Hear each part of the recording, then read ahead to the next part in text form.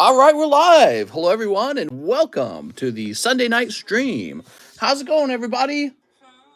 Tonight we have the Primal Clash box break. It is so close to being done. There were only 6 spots left when we finished yesterday's stream. Those spots might have sold out ahead of time. I don't know if they actually did.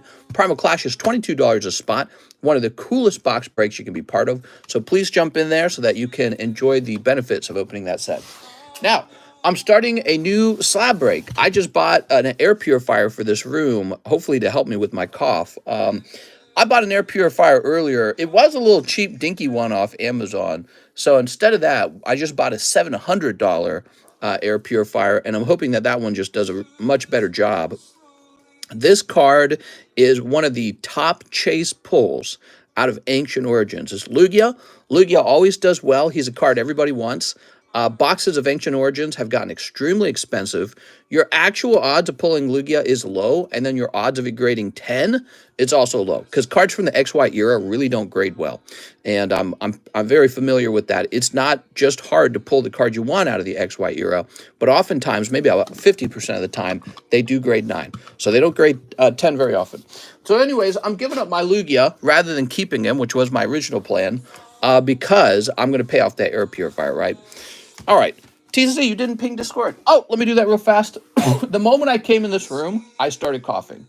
I have a strong suspicion now that there is something wrong with this room. So before, my suspicion was maybe I had like COVID or some other thing going on, and I was just coughing, and over time I'm getting a little bit better. No, I'm pretty confident there's something wrong with this room, but I don't know. Here we are. One thing about this room is it's right next to a large tree. Like right outside the doors, there's a large tree. And I wonder if the pollen from that tree actually gets in the windows or something like that. So that's one of my theories. Could be the carpet, could be mold from the carpet. Also, the house has like a left and a right HVAC unit, you know, heating and cooling. So when I'm hanging out in the family room all day, I don't cough. I just don't, not even once. Not even once for the whole day. I come over here and I immediately start wheezing. So I'm wondering if maybe the HVAC unit is no good, or the vents on this side of the house with that HVAC unit are very dirty. I don't know. But something's making me cough my brains out, and it's not really going away. It goes away when I'm on the other side of the house, so I don't know. It could be like asthma or something like that. I just couldn't tell you. Look at this beautiful Lugia, man. It's been like 3 years since I've been here, but I opened my box of cards the other day, and the spark has been lit. Oh, what's up, man? Back into card collecting again. Down the rabbit hole you go. Free Pokemons. So this is the slab break now. 65 spots. What's that? That's less than 2 booster boxes. So less than 2 booster boxes, you have a chance for this Lugia if you're buying packs at $16 a pack. Here's something to mention. Ancient Origin boxes are much more expensive than $16 a pack. If we were actually selling Ancient Origin, you know, I think it would be like $27 or $28 per spot. I thought about doing that for this, but I felt like the buy-in would have been uncomfortable for people. So officially for this break, you're buying an energy card that gives you a chance for a Lugia. 30 months, holy moly, that's a lot of months. You've been here for a while, Alex. How's it going, guys? Happy Sunday. How's it going, everybody? We get back to work tomorrow. I mean, I've been working the whole time, but John gets back to work tomorrow. Where's John? We need John to get back to making these excellent grades. Look at that. Looks like we just broke 5,000 grades. That's pretty cool, man. We're just a small company. We do maybe 30 grades or less a day. So they're real small. We don't do a lot of grading. Went to a card show today in California. They had your stream playing on the background. I'm not sure what stream it was, but yeah. Wow, that's pretty cool, man. Man, that's bizarre. All right, so Absol, huh? Let's do a quick giveaway for the guys who got here early. I appreciate you guys waiting and hanging out with me when we are just starting. So you guys get the free one. What's up, Casey? How's it going, Casey?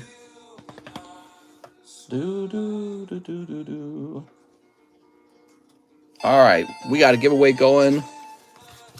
What's up, Theodore?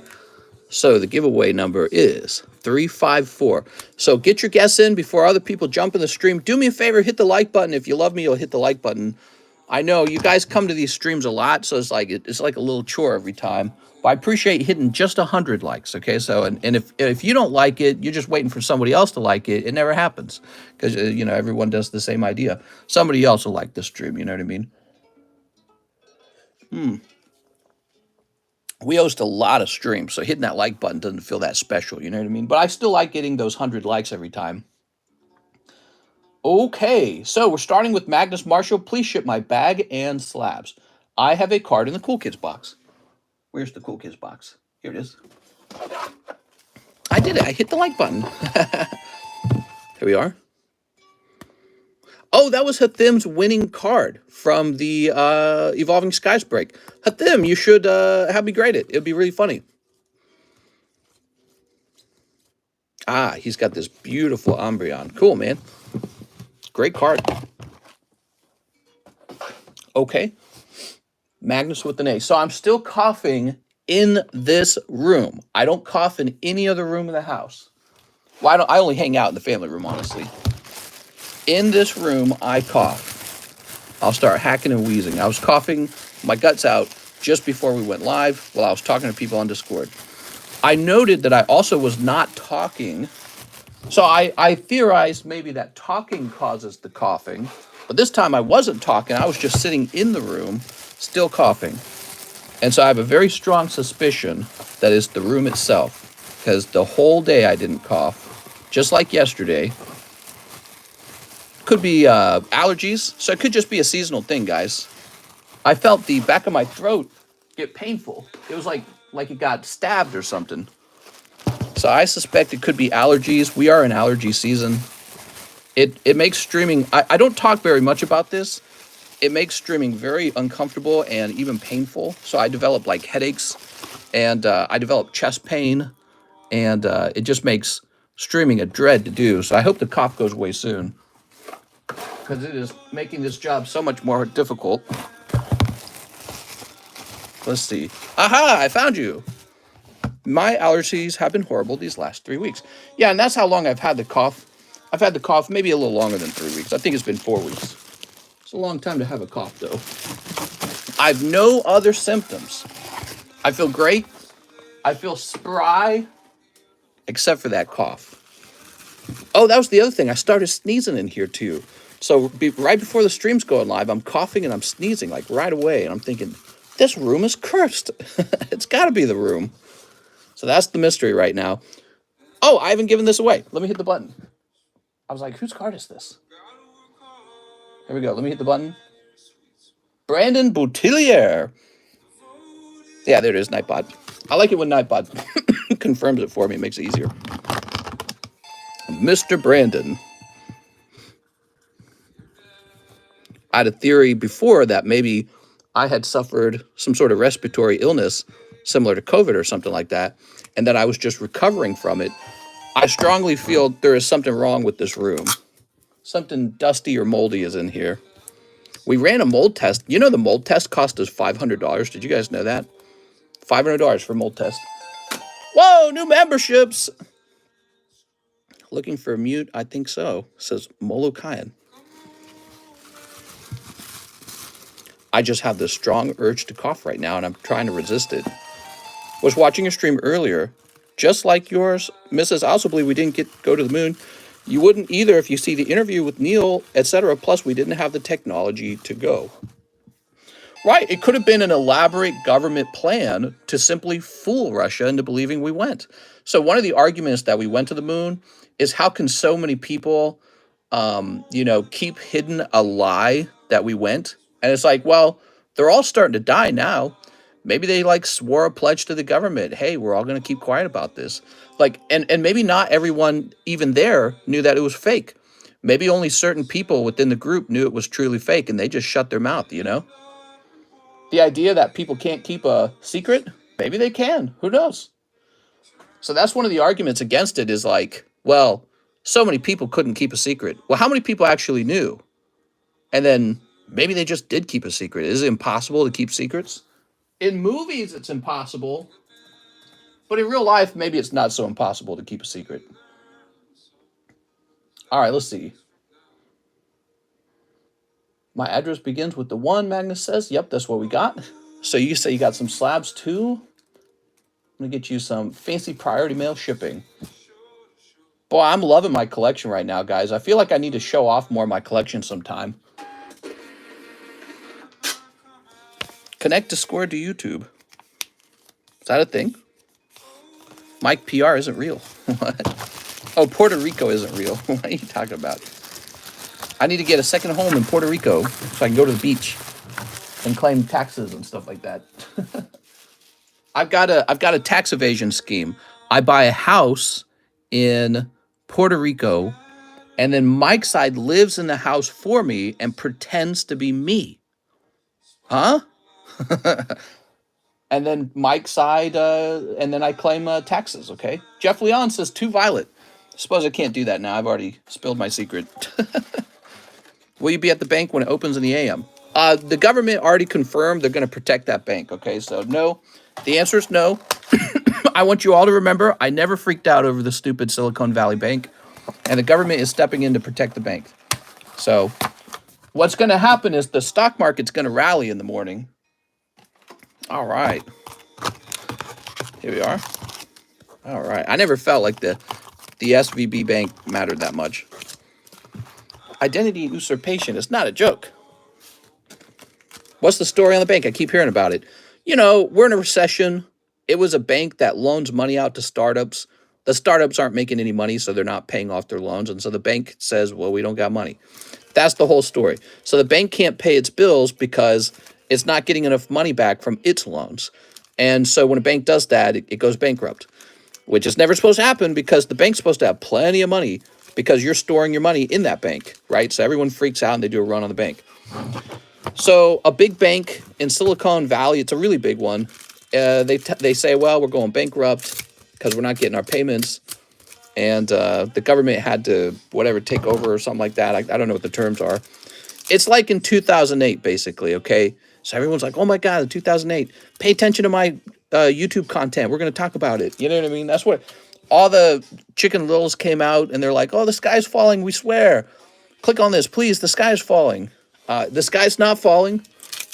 They made too many bad loans to too many startup companies. But I mean, it's a bank that specializes in risky investments. So when I heard about it, I was like, who cares? They invested in a bunch of tech startups and the tech startups were in a bubble and it popped. You know what I mean? And the economy will keep chugging along. And to be honest, in 2008, even though a lot of people were affected back then, the economy chugged on then too. We actually recovered from that. And it was painful for a while, but we're smarter now. Here we are. Oh, I can't play this. Hold on. That must have automatically played. What can I play? I know this artist does not trigger copyright. They bought bonds at low interest. Now banks paying 3 times more. Not sustainable. Right, so basically they borrowed money on the bonds so that they could do more money with their cash, right? That's what they did because they figured the interest on the bonds were not a big deal. But then the interest rates were raised by the Fed. Here we are. All those details, in my opinion, are not even that interesting. Everyone's freaking out because that means that other banks did the same deal and they could have the same problem. If it gets really bad, the government's just going to come bail them out. The funny thing is, I don't agree with that. The bank should just fail. That's what should happen. The bank should just collapse. You know, the system shouldn't be designed where they get to make private profits when the economy is good, and then when the economy is bad, the government uses our money to save the entities that take the highest risks and gambles. Why would we have that system unless they were giving us a cut of the profits later? So it's a terrible system. They should let the bank fail. They should not save the bank. They should let all of them fail. And but they don't want to deal with that. You know, the politicians don't want to be, oh no, under my presidency we had a bad recession. You know what I mean? They don't want that. So that's how it's going to be. In other words, it's a good time to be in business as a bank because the government's got your back. Jeff Leon, so if you don't like it, start a bank. We should start a bank. We should start a Pokemon bank. Here we are. We should start a bank, and we'll pull money out against our cards, and we'll be investment bankers. Here we are.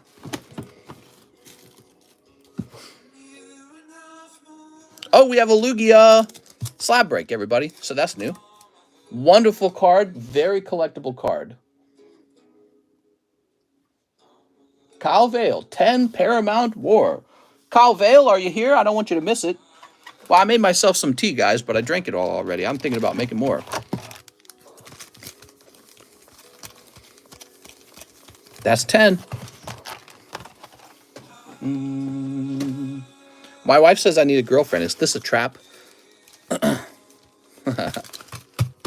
It's a trap. All right, let's see what we got. Let's see what we got. Some girls just find you more impressive if you have a girlfriend. They're like, wow, he's got a girlfriend. I married a winner. Here we are. I think that here's what I really think goes on. I think millennials are one of the loneliest groups ever to exist because of the advancements in technology. And so now you got like conventional relationships. People are like, man, we need more people in our relationship because we're bored. I think that's a real thing. Here we are. Like a friend who's a little more than a friend. Here we are. What we got? What we got? Oh, what is this? That's a cool looking card, man.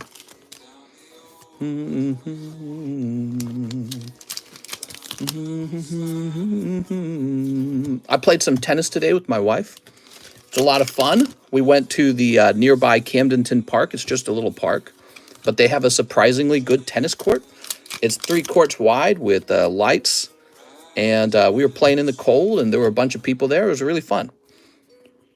The court was full except for one spot, and there were just a bunch of people playing.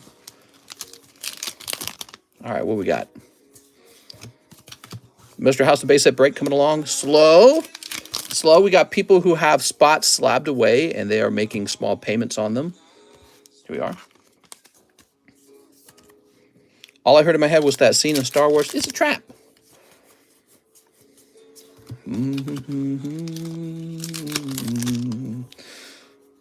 Okay, that's a hollow. And that's a hollow. I hate Buggy so much, says Rand. This is one of my favorite artists playing. His name's Sunkill Moon. I don't know how to describe his music. It's like folkish. It's got like folkish music. His music makes me think of nature a lot.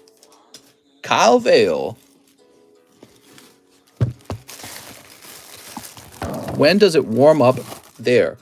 Very soon. Missouri gets very hot summers, and summertime begins, I'd say May. Yeah, May starts to get really hot. March is going to be a little bit cold. April's going to be some of the best weather in Missouri is right in April because it's like perfect 70-degree weather. And then May, it starts to get hot. End of May, it's definitely hot. June is spicy hot. And then July is so fiercely hot, it's insane. Easily 100 degrees. August, still 100 degrees. September, it starts to cool down, but it's still going to be 80, 90. So, yeah, we get real hot in the summer. Very uncomfortably hot. And then we get really cold in the winter. So we get the best of the worst weather. Here we are. So we get really cold winters and really hot summers, and springtime, it disappears instantly. No, I mean, actually, the fall is really beautiful in Missouri because, you know, we go from summer to winter and all these gigantic trees. We got a lot of trees in Missouri. It's very thick trees out here. And they get beautiful orange and yellow leaves. So John got to see that for the first time. He's from Hawaii. They don't really get that as much over there. And, yeah, it's pretty... I wish there was more stuff to do out here in Missouri. But I'm starting to question if any American city has that much to do. I wish we had a city like Tokyo here in America. That's how I feel. I told you guys yesterday, I was doing a lot of research on the best cities in the world. And I was just like looking at American cities. They're kind of boring, dude. American cities are all blockish. They got all these wide roads that make the city feel like you're going to get hit by a car, essentially, or like you're not going to cross the street. So what that does, effectively, half the city's inaccessible because anytime you got to cross the street, you got to wait for these traffic lights, and there's like a million cars. Then you got cities like Tokyo.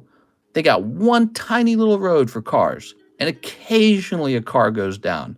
And there's like 500 people walking around. They walk out in the street because they're just comfortable doing that because there are no cars. And I look at that and I go, man, we need a place like that.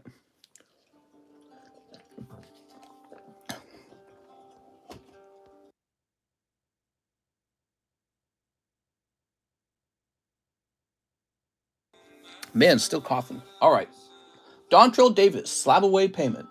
Mr. Dontrell, Did you get any of the snow we had hit us in Iowa? They have superior transportation. Right. I was looking into one of the reasons we don't have high speed rail. Did you know the car companies don't want that? Car companies don't want the United States government to take our taxpayer dollars and invest in high speed rails. So they literally lobby against it so that we have highways instead, and you have to go buy a stupid effing vehicle. So that's a real thing. They don't want you to have a train because then you could just use the train and you might not rely on a vehicle. All right, so let's see. Dontrell, $31. This comes down to $120. That's crazy to me. Turbio tax lobby, so we don't get our taxes done by the government for free, so we have to pay them. Anyone that's been on Amtrak knows how much our trains suck. Right. Like, Japan, I hear, is like light years ahead of the rest of the world on trains. But it's not just that. America's ranked as one of the worst places with trains. When trains can actually... How fast... Let me look it up. Fastest train in Japan. The fastest train in Japan goes 200 miles an hour. So not only are trains better with fuel, not only are they cheaper, but they're literally faster. You just get to where you're going faster. Imagine a long drive to your relatives, right? And it's like a 3 or 4 hour drive. Some of you guys have that, right? Imagine you could go 200 miles an hour. You could get there in half the time. You could get there in less than half the time if you could go 200 miles an hour. But we're not allowed to have trains in America. It's just no way. Terrible, man. Pirates Enjoyer, 2 in the large sublist. You got it, man. Large sublist is coming very close to the end. I got cough again, man. Oh, man, that cough. All right, Pirates Enjoyer. 200 miles an hour. You could really get to where you need to go. Some people go 200, but it's not safe driving at all. What's your guess on how much they're going to raise the interest rate on Tuesday? My guess is they won't raise it very much. Our trains are only good for derailing. Yeah, our trains are good for destroying our own environment. And then the CEO says, well, yeah, I don't know. I guess we'll take care of it. Right? Not my fault. You're in charge of the company. Of course it's your fault. That's how he talks. I heard him talk about it.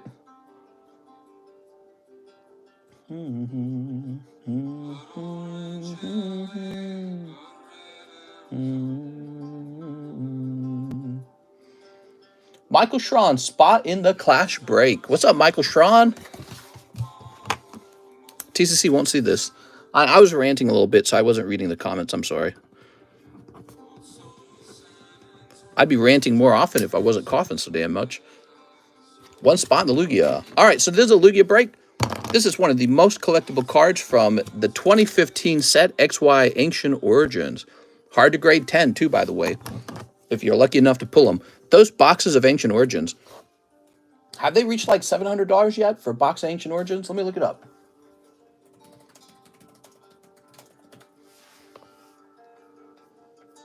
They're crazy expensive. Box of Ancient Origins is now cheapest one. Whoa, it's almost 800.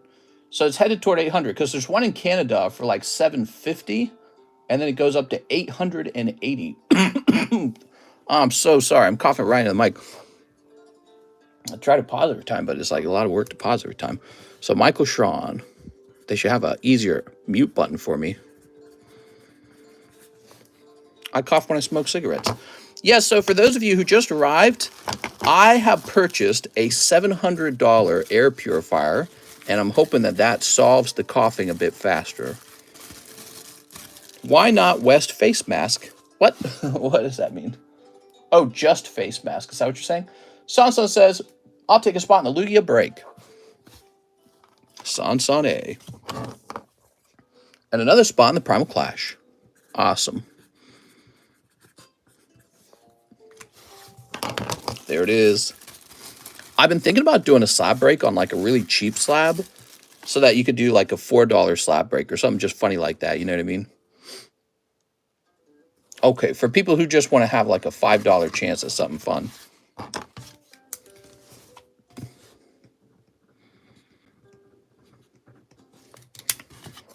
There we go. Okay, we're checking ZELLE real fast. Well, the last 2 nights haven't been too busy. Actually, funny enough, though, we have managed to stay busy the entire night on both cases. But this is a Sunday night, so I'm expecting it to be a bit slower tonight. We have Daniel A. Rodriguez.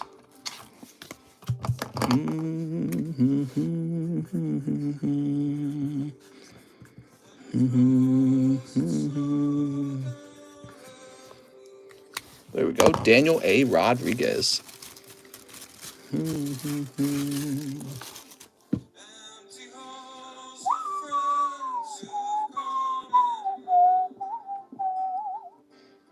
Tyler Stight, 2 spot in the Lugia slab break. How you been doing, mister? What's up, Cody Hodges? You don't smoke weed, Malo. What? Here you go, Tyler Stites. You said Clash Break and wrote his name on large sublist. Did I do something wrong? Sansan, Lugia Break, Primal Clash, Booster Box. I wrote down Sansan. Not sure. Maybe I said the wrong thing. There we go. Do Lugia for $4 at $260. 260 spots. Oh man, that'd be crazy. All right, for Michael Schron. There's Michael Schron.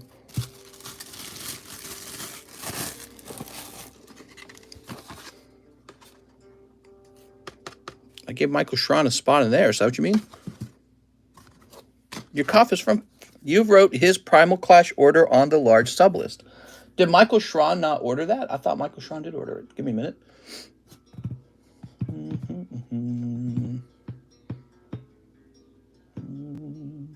I'm logging in to go look it up.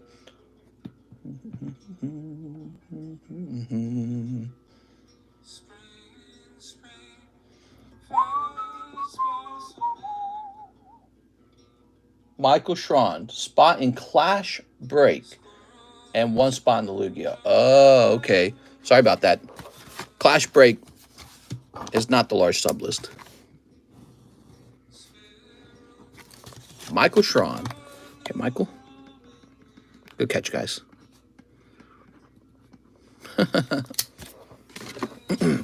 Oh, we also have this medium box break. This is the Triple Beat box. You can see there's a number of spots left. When Triple Beat arrives, if you get pulled in here, you get a box of that Triple Beat to yourself. It's for people who would rather spend their money on Triple Beat rather than anything else in the menu. Patrick Grieve, 1 spot in the Primal Clash. New bag, please. Okay, Patrick Grieve. Welcome back, Patrick.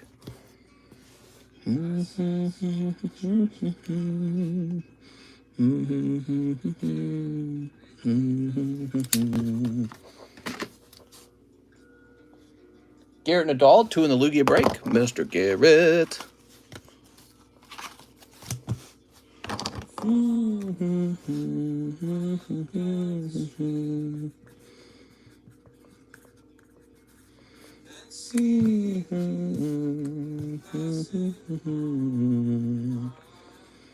So close to that Primal Clash. Here they are. Very good. Mario Quintana, 1 Primal Clash. Okay, Mario Quintana.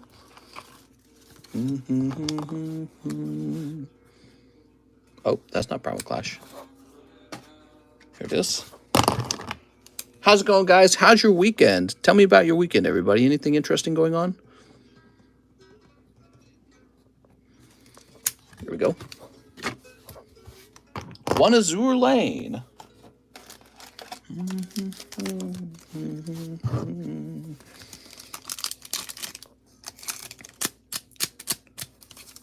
Anyone here?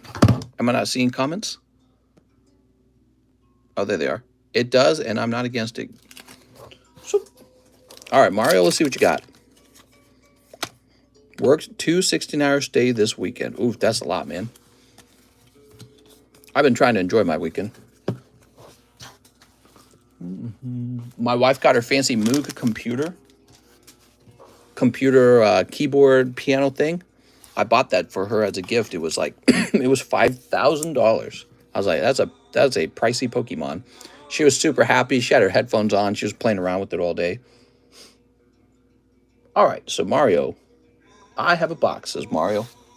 Okay, where do we put your box? There it is. You work on Sundays? There we are. Must have been a really different society when most businesses were closed on Sundays. Must have been pretty boring, though. Must have had nothing to do. Wilbur Viato, 2 Hollow Live.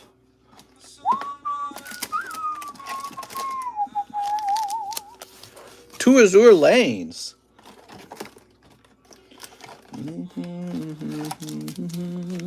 $5K for what? It's called a Moog Mini Classic, and it's a synth pad keyboard or something like that. It's really famous. A lot of musicians actually use it, apparently, and it's capable of some really cool sounds. And it's just super crazy expensive. Actually, I was put on a wait list for like 4 months to get it because so many people had signed up for it. And it was $5,000. Super expensive. Oh my dear Jesus. What's she wearing? She got like a Santa Claus outfit on. My grandma doesn't like me to mow the grass on Sundays.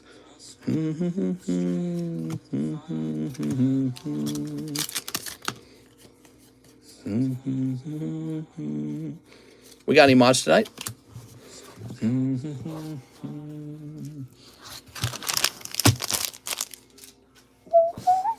Molo, I hit a 4-foot bong at a college party. The weed was so strong we all thought we were seeing things.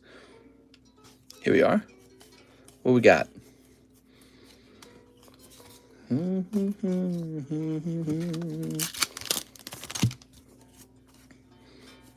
Here's a hollow and a hollow.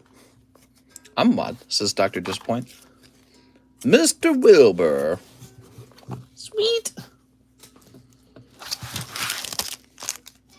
Okay, Wilbur with the W. Find your bag. Wilbur v. Otto. Ban the fakes. So what are you guys most excited for in the new set? What do you guys think the best card, the best pull in it is? I know the waifu card goes for the most money. How many members have TCC balls? That's a good question. Sorry, Wilbur, no crazy hits that time. Jeffrey Yang, bulk grade 2, my sneaker bunko, blue hair, booby grab, and pink hair succubus girl. Jeffrey? Anything for Jeffrey Yang. How many spots in Primal left? Oh, it's close. It is so close.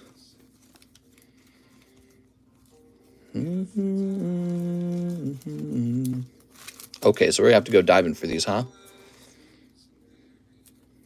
Oh, man, the urge to cough.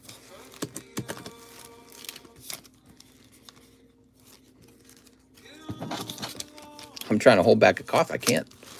The urge is there, so strong. There's got to be something wrong with this room, I swear. Are you going to watch the new Mario movie?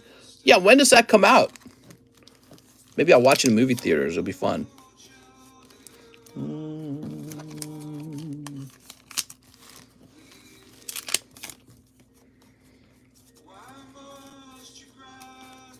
Blue hair, booby grab, and pink hair succubus girl. What is he referring to about the pink hair girl? I don't know what he means by that.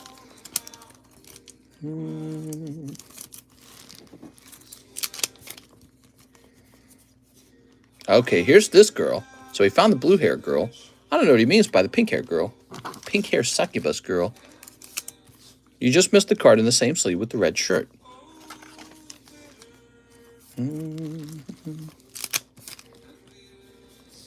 Oh, must have been the previous one. It comes out April 1st. This one? She's like a succubus. Here we are. Nice nail, sir. What? Okay, let's see. The first sleeve you opened. Oh, the first sleeve. This girl? Might be that girl. What's Mister? What's up, chat? I'm Mister. There we go. Behind that card. Oh. This card? She does look like a succubus. This has got to be the one.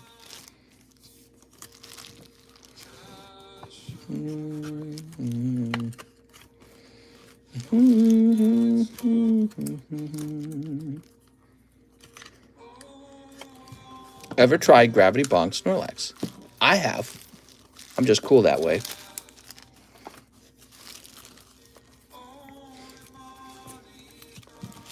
I made candied corned beef with gray poupon, honey, and brown sugar. Oh, yeah. Was that today? When's St. Patrick's Day? See, this goes up here.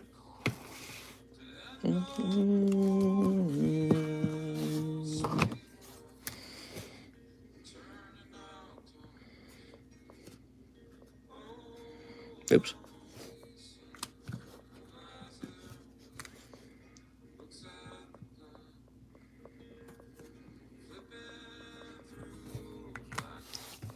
Gray poop on. We did all that when I was a kid. We celebrated St. Patrick's Day every year. Okay, Michael Bethel, 2 Japanese Arcanas. We like the Arcanas.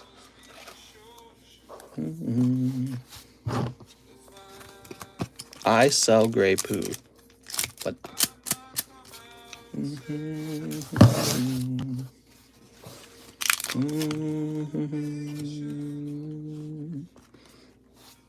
meh. Okay. We got these guys here. Lovely. Meh.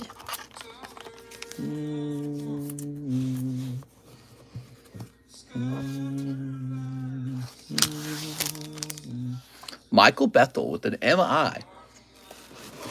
Back when branding had value. That's right. Back when branding had value. Unlike today when branding doesn't have value. What are we talking about? Huh? What? People selling Dendrasar for $800. Damn, I want Dendrasar. Who's Dendra? Michael Howard. I have a bag a month or so ago. Thank you.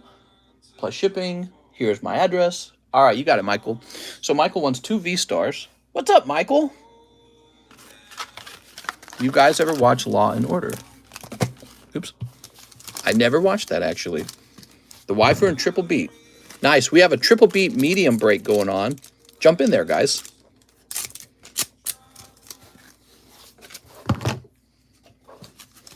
What's up, Jen?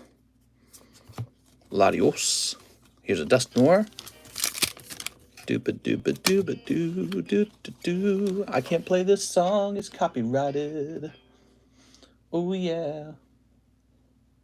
Feels copyrighted. Say it ain't copyrighted. This music gonna strike your YouTube channel. I needed that energy. Here's Ladios. Saw your air filter announcement. I'm gonna get a big air filter in here. I bet you it's allergies, guys. I bet you that's what it is. But you know, if I'm gonna have the same problem every year, I might as well have an air purifier from now on. All right. This is another artist I can play. This is a British artist. Michael Howard.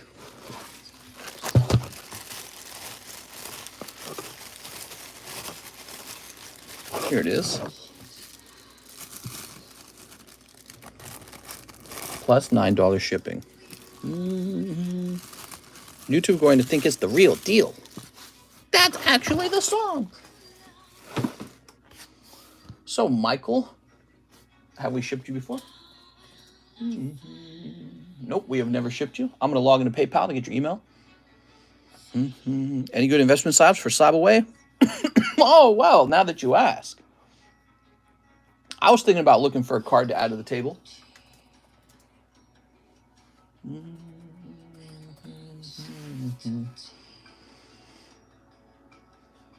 Depends on what you think is a good investment, Slab.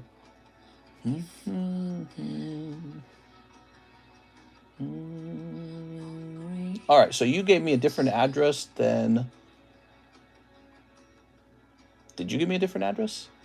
Yeah, you gave me a different address than the one in PayPal. You gave me a P.O. box.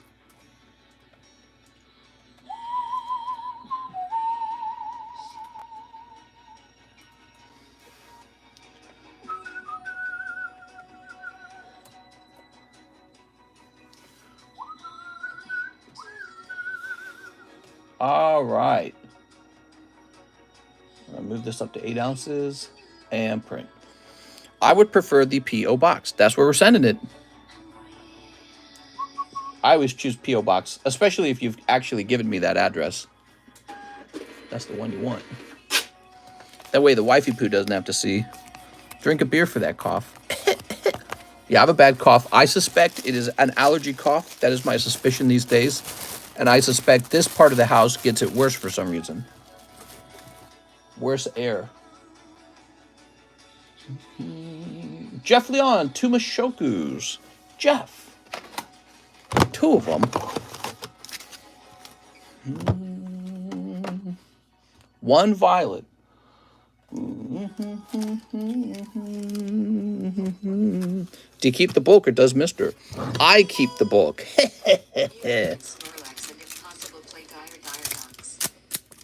Hold on, let's take a quick look at it.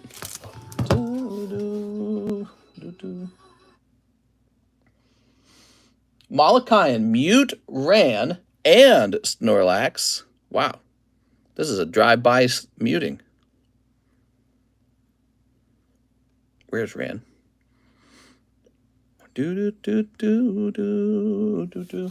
And play Dire Docks. I can play that one. I can take music requests on Dire Docks because that will not shut down or block the video. So here's a Dire Docks extended. We'll just leave this playing for a little while for you. I appreciate the $5, man. All right, so Jeff, get your air duct professionally cleaned out and buy an air humidifier. I don't know if it's dry air, though. That's the thing. Missouri's not really a dry place, so I never really felt like it was a dry air problem. But Mr. keeps the bulk. That's right. Base said I keep the bulk. No, obviously you guys keep the bulk on a vintage break. All right, here we are. Took a little break, was going hard for a while. I saw that, yeah. Usually, I see guys do that, and then they take a peek at their bank account and they go, wait a second. I can't do this. This is crazy. So I think that is a natural routine. I see a lot of people go through that. They go, wait a second. What am I doing? He says, no, I just got into coins. Oh, I see what you're saying. So you probably bought some coins. Yo, mister, do you like the Godzilla movies? Rawr, Godzilla. No. Very boring. Well, a lot of orders tonight. Alex Camilleri. Lugia slab break. Alex.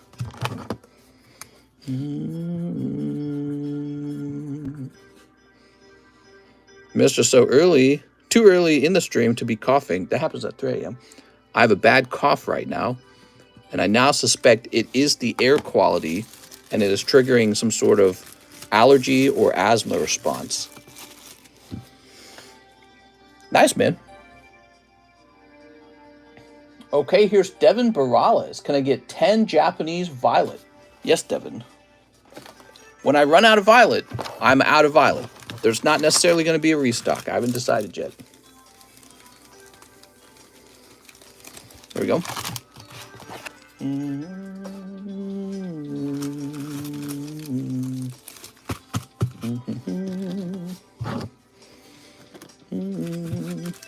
Mister, are you happy in life? Would you change anything?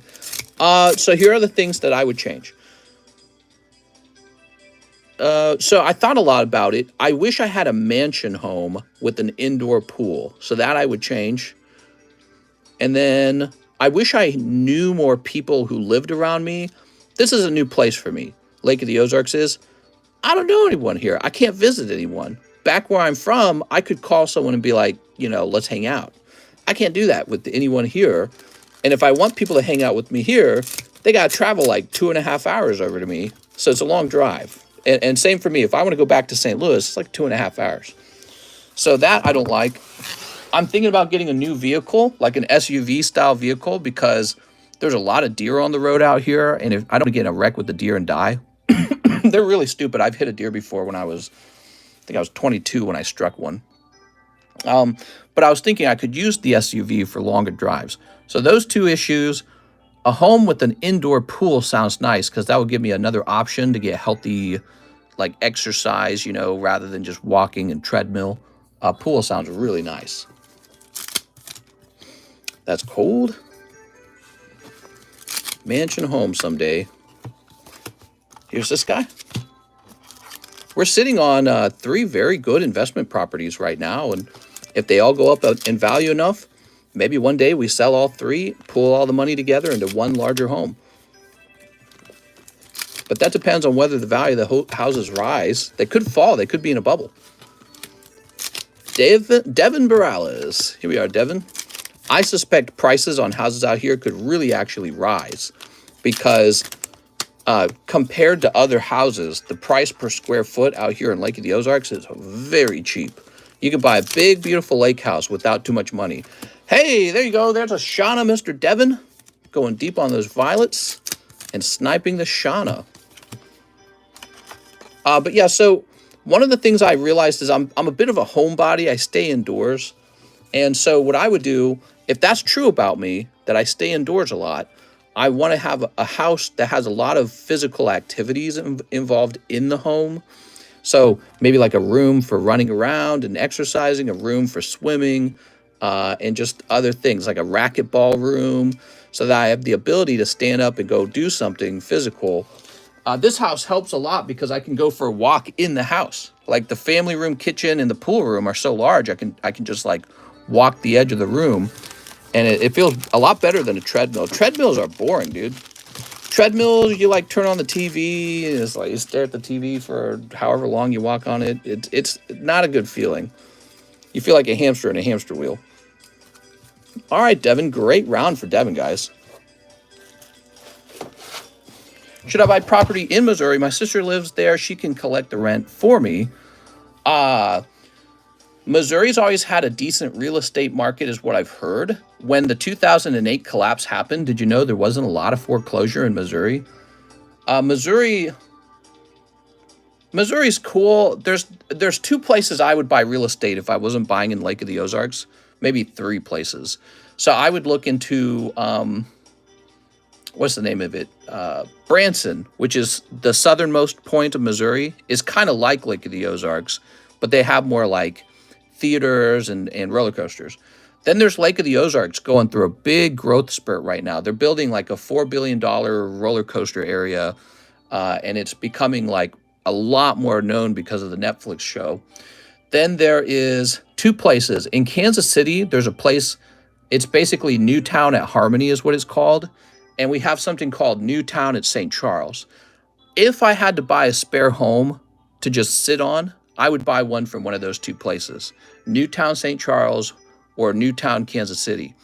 And that's because these new towns are really cool.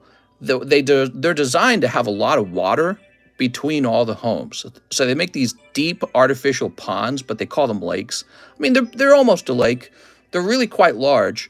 And so they design it like a grid, and they put these huge chunks of water between the homes. And then the homes are designed in a special way, so there's no driveways, there's no mailboxes, and you've got beautiful sidewalks with beautiful trees and shrubbery. And we almost moved to Newtown rather than to Lake of the Ozarks. We still think about it, actually. That's how nice it is. We miss it all the time. It's a very special kind of neighborhood. It's called New Urbanism. Other places are doing it, I'm pretty sure. But Newtown, St. Charles just feels phenomenal. It's hard. I haven't felt it anywhere else. Here we are. It feels very good. All the houses are kind of crammed together. So you walk by tons of expensive homes on a beautiful sidewalk. Sometimes the roads are actually bricked rather than paved. And the new towns will be designed with the main street, and those are filled with restaurants and shops. And then they host a bunch of events. So they're trying to replicate that in Kansas City now. I'm real tempted to buy one of those. Huavu, 10 Azure lanes. Because my suspicion is that everything they learned from St. Charles, Newtown, will carry over into the Kansas City Newtown that they're working on right now. But other than that, I would probably buy in at Lake of the Ozark. If you do an analysis of the most expensive homes in Missouri, what might surprise you is many of them are out here in Lake of the Ozarks. Not in St. Louis, not in Kansas City. It's actually out here in Lake of the Ozarks. And because this is kind of like a luxury house for many Missourians. They come out here for their vacation. Here we are. LMAO, way to stick it out. What? One in the Lugia, please, says Huavu. You got it, man.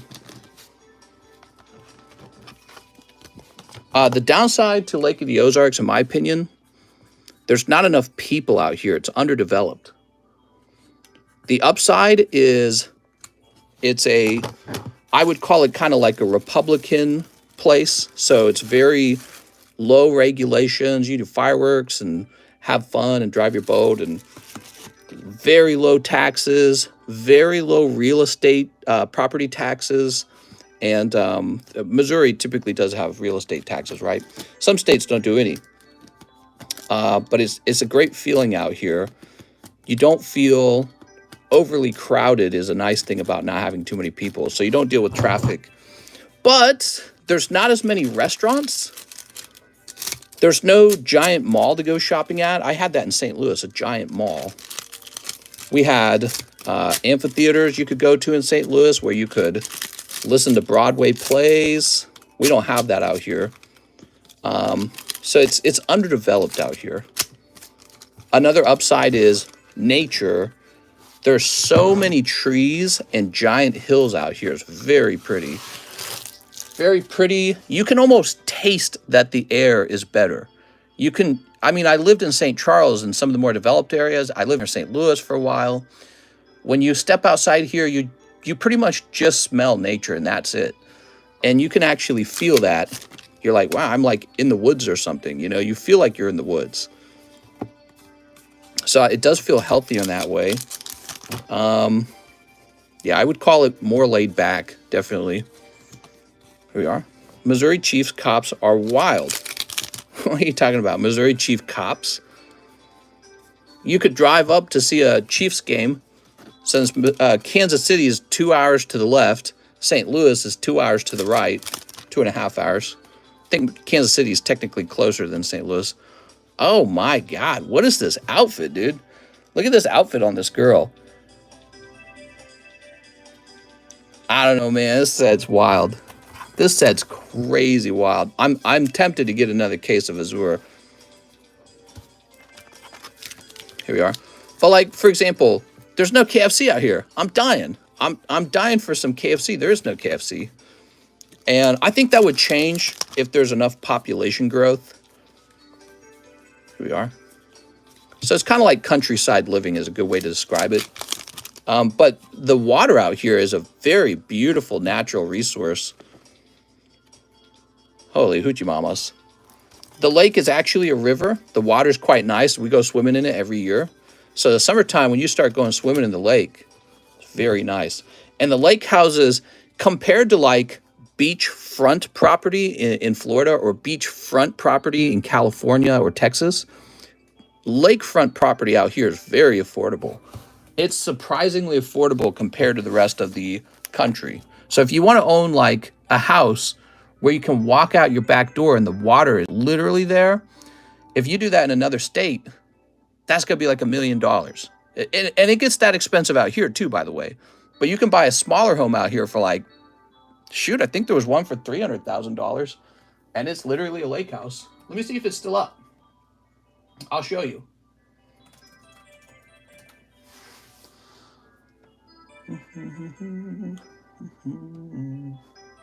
What the F? It took me to like Texas.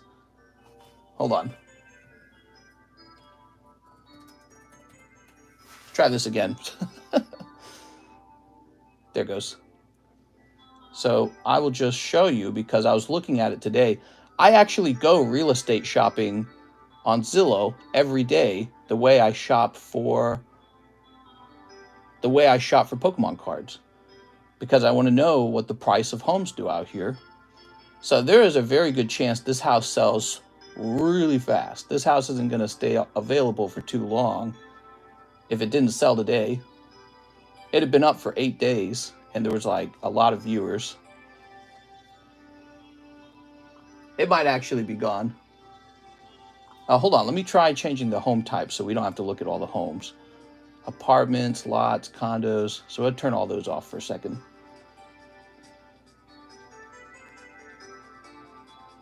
I'm looking.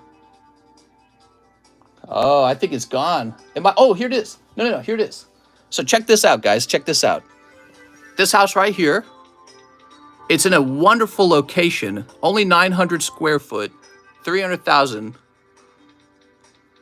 All right, so Zillow says this one's going to sell, and I agree with them. I've looked at it. It will sell just because investors will buy it. 127 saves. That's a lot for out here because it's a small population, so that's very dense. And what's nice about the home, it's probably a little old, but look at this. So you have waterfront property. You own this chunk of the land on the lake. So see this right here? This is yours. That's a big deal because you can tear this down and put up a proper dock. And that's a big deal out here. So then you take a look at the actual location of the home, and what they say about real estate, it's all about location, right? So that's the home there. And the so the roller coaster is being built down here. So that's where the new amusement park is. It's being built here. So you're like 10 minutes from that. This is Walmart here, and this is like Target up here. So this is the main road, and this is the Bagnell Strip. This is where all the fun stuff is. So its location is extremely good, and it's only, I could go buy that right now. I have the down payment money. I have the down payment money to go grab that. All right, but you know, so I tempt myself like that, and I go, no, you got all these other properties already. Here we are. Like, don't be silly. But yeah, I mean, yeah, I was tempted to look at it at least, like actually go tour it. I guarantee you that house will be snatched. Probably in the next week, it'll be gone. I mean, the land itself is probably worth about $150,000. So forget about the stupid little house that the land is on. The actual location of that waterfront property is like, it's pristine. It's literally surrounded by mansions out there. Those are where a lot of mansion homes are because people want to be that close to the strip.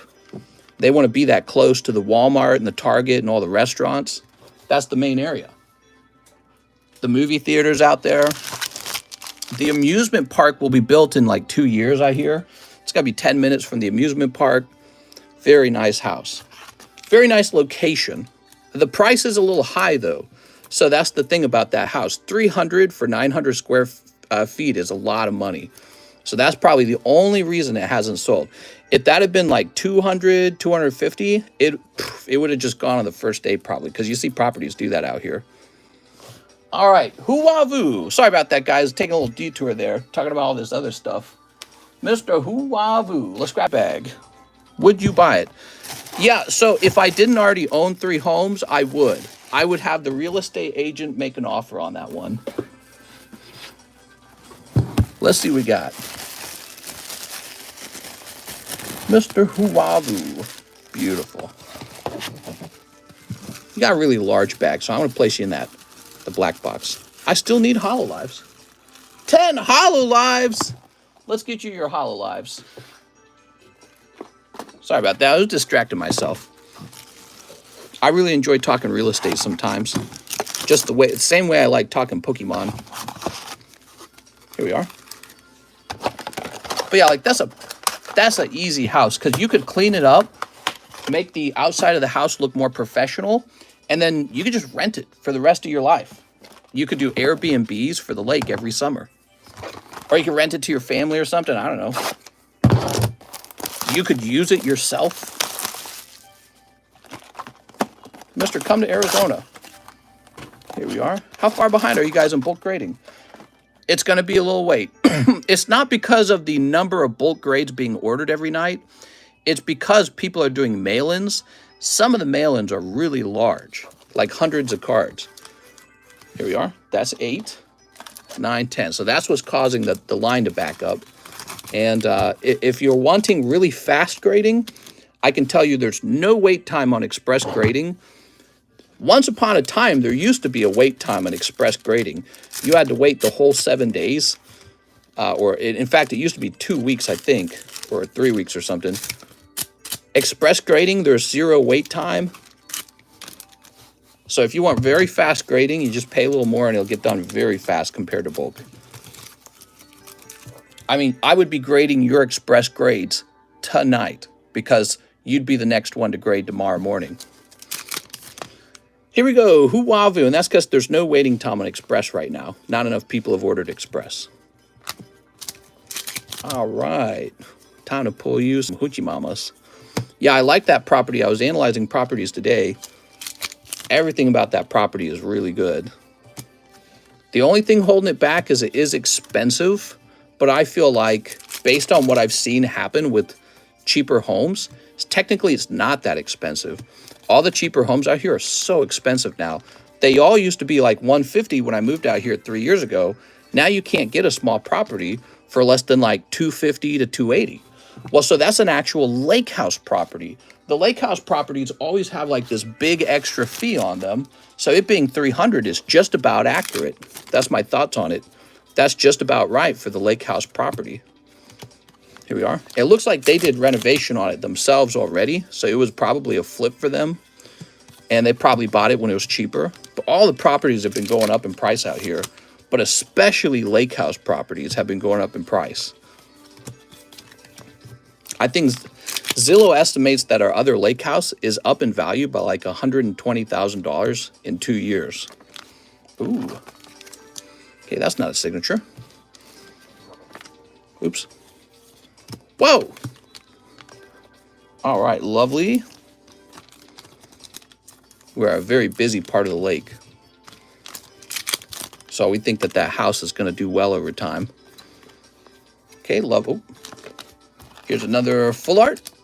Kimono girl. Getting all excited over property here. Okay, and here's a hollow. Very nice.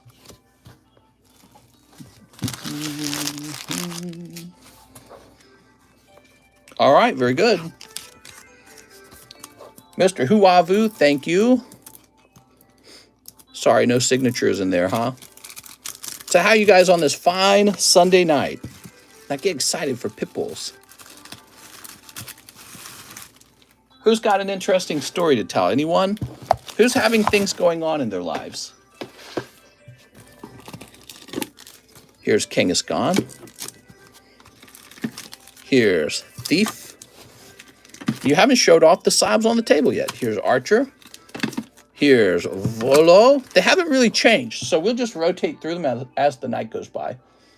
Is it really already 2? We've been live for an hour already? All right, we're gonna listen to that for 21 minutes. That's long enough. Spencer H, what's up, Mr. 2 spots in the Primal and shipping. I have 9 slabs, I think. No problem, man. That's it. It's over. Spencer bought the last 2 spots. That's it. There it goes. If you also try to buy a spot, I'm sorry. Because it is over. People often get caught off guard, not realizing it was about to end so fast. It's always at the end that it sells off really fast. So it's smarter to buy around when you're not at the end, if you want to make sure that you get in there. Here we are. Happens every time, I swear. All right, boy, I almost don't want to open this one. Look at the perfect, well, that's not a perfect corner. That one's a little smushed, actually. But overall, I mean, this box is in such nice quality. It's a pity to open it. Really good one. There we go.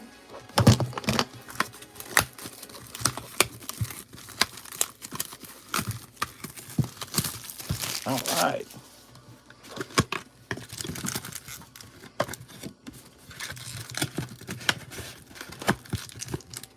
Ooh. You guys excited for this? I am. Primal Clash, one of my favorite XY sets. It wasn't at first. Over time, it has become one of my favorites. And you will see in a minute why. Such a great set. I love Black Girl, says Gil. Funny, man. Here's Chin Chow. Groudon Spirit Link. Hippowdon. Okay, look at that. Beautiful Hippowdon holo. And here's the Groudon Spirit Link. Very cool. So Thomas Smart is a TH bag. That's the chase. He got it. Oh, did he need a new bag? No, he's in here.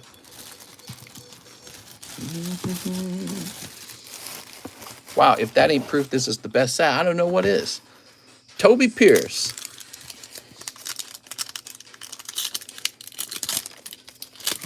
Okay, Toby. Electrike Drillbur, Celio, and Hollow Huntail. Nice, man. Wow, that looks so nice. Well, it looks like we're getting a good box for holos because these are both well-centered. Oh, yeah, that's clean, man. Very good sign when it comes to these breaks because sometimes you can make your money back on just a solid holo coming out since these are from, I don't know, they're like from 7 years ago or something like that. You know what I mean? Toby Pierce. Abraham Rios is next. I was tempted to buy some spots in here myself. I haven't done that in a while. But the reason I don't is because I have already a ton of stuff to submit. I'm starting up a pack submission today. I need to get that done. I need to get a printer built out in my family room like I used to. What's the craziest error you've ever pulled? The Dragonite error, man. Right? The Dragonite error. Look at this Mudkip. So you can pull him as a reverse. Beautiful Psychic Starmie and an Eel Electric. Eel Electric. Cool. That's going to be one of those ancient traits. So this is an ancient trait set. Okay, that's pack number 1 for Abraham. Pack number 2. Barboach and a Kyogre rare. Nice, man. Kyogre. Slide those together. What about error boxes? One time we opened up a box of Cosmic Eclipse, and it actually had four rainbow rares in it. It was really wild. It was really, really wild. Everyone was like, well, there's all the hits. When I open a box and it seems to have no pulls, and it went into this one box. Mister, you're supposed to do the card trick. Francisco Cruz has 2 spots.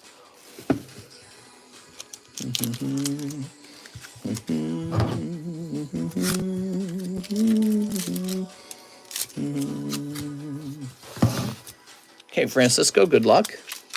Spots 5 and 6, this could be hot. Here's a Bidoof. We like Bidoof. Rough Seas Excadrill. Okay, that's a cold pack. Break is just starting. Got here just in time. Yes, sir. Oh, Trico. Look at that. So Trico's a potential reverse holo. Bidoof, Clamperl. Illumise Whiscash. All right, picking up another one of these ancient trait cards. Yeah, I like this Trico. Did you announce the break? I don't really feel like it's necessary for this one. Here we are. All right, Francisco Cruz. I don't like ping the Discord, if that's what you mean. Yeah, I don't ping the Discord. Ready for that Sharpedo. Yeah, we might pull it. You never know. Sharpedo shows up a lot. Sansan A. But this is the best set. True. Oh, speaking of which, Sansan's got something. Check that out. First of all, Azumarill Reverse Hollow Ancient Trait card looks well centered. And then beautiful Groudon. Look at this, guys. I'm telling you, it's such a cool set. Dude, that's awesome. Imagine this grades 10. I feel like that's a $200 card almost. Probably, it's more likely it's probably 150. Here's Azumarill. And this Azumarill could be another $100 card if it graded 10. Beautiful. From a single pack, too. Okay, Sansan. Groudon is popular. He is a popular Pokemon. He's one of those Pokemon you don't realize is really popular, but people really like Groudon. He is secretly more popular than you think about. Okay, went into your bag. Brandon Boutillier. He was here earlier today. Love that you're doing base set box break. It's going to take a while, so it's going to take some patience, but it's going to fill up eventually. Teammates, Azumarill. All right, that's a cold one, though. You got the little non-hollow Torchic, so that's cute. Grade it. See what happens. If that Torchic grades 10, maybe you flip it. I don't know. I know it just sounds so weird. Like, why would I do that? It's just a non-hollow. You'd be surprised. People are always looking for an affordable card to buy. So sometimes if you have like a $40 card, and let's say you spent $20 grading it, you just turn your common card into 20 bucks if it grades 10. Got to make sure that it's in good condition first. But yeah, you'd be surprised, man. People like those $40 cards. And if it's a nice looking vintage Torchic, they go, oh, maybe I do buy that. Not everyone wants to buy a $4,000 card. Riley Allen. Or even a $100 card. Okay, so that's why we hand that common Torchic out, because he's gotten pretty old now. Dynamo Seadra, looking nice. And Sceptile Rare. Cool, man. Pack number 2. Trapinch, Nidoqueen, and Aegislash. Okay, second pack picks up a holo. And I think the Nidoqueen reverse holo is pretty neat, too. It's a Psychic type because in the card game, Psychic type counts as Poison type as well. There we are. Notice there is no Poison type energy. That's because Psychic counts as both Psychic and Poison and Ghost. Okay, that goes to Riley Allen. See if I can find Riley's bag. We're having a lot of trouble with our names right now. Really hard to find them. Here he is. This says Riley Allen number 2. Oh, dear. Okay, Riley. Guess I made you that bonus bag rather than looking for your main bag. Miguel Reyes with 3 spots. Mr. Miguel. Oh. Ah, you know what? This song is going to get me demonetized, and I wasn't even thinking about it. It's probably too late. It's probably demonetized now. Trying not to do that. Okay, so Miguel with 3 spots. This could be big, Miguel. We haven't pulled a full art yet. I want to call it a textured card or an etched card. I'm tired of using the term full art. You know where full art came from? PSA calls it a full art. That's where it came from. I don't feel like that word describes what I'm talking about. Look at that Torchic. See, he's so cute, and he might actually grade 10. Maxie's hidden ball trick. Maxie's got a hidden ball trick, huh? Okay. Mr. hates our names. No, come on. It's just because the R boxes are full. Drives me nuts. Wish we had more room. Here's Escape Rope and Ludicolo.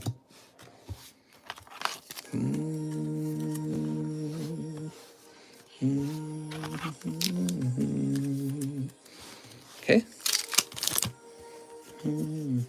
Mudkip.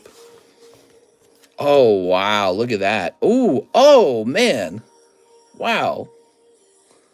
Man, that's what's cool about this set. Look at all these.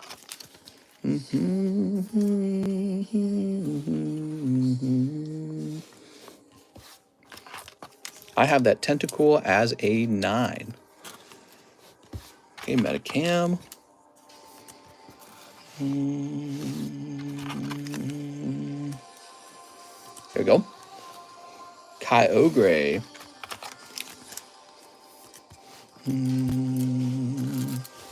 So that was for Miguel Reyes. You got plenty in there, Miguel.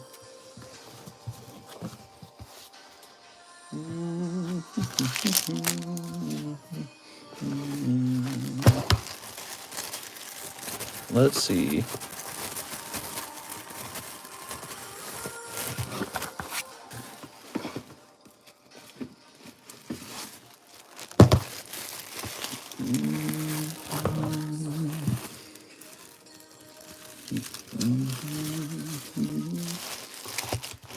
So, Peter Lucas is next.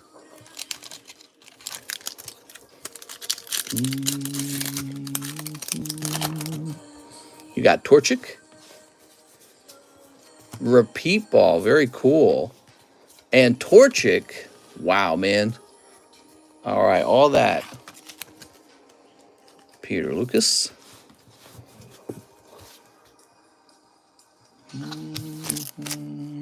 He's going to be with the P. Let's see.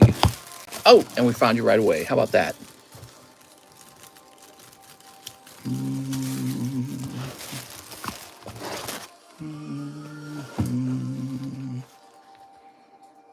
Okay, Peter Lucas. Daniel A. Rodriguez.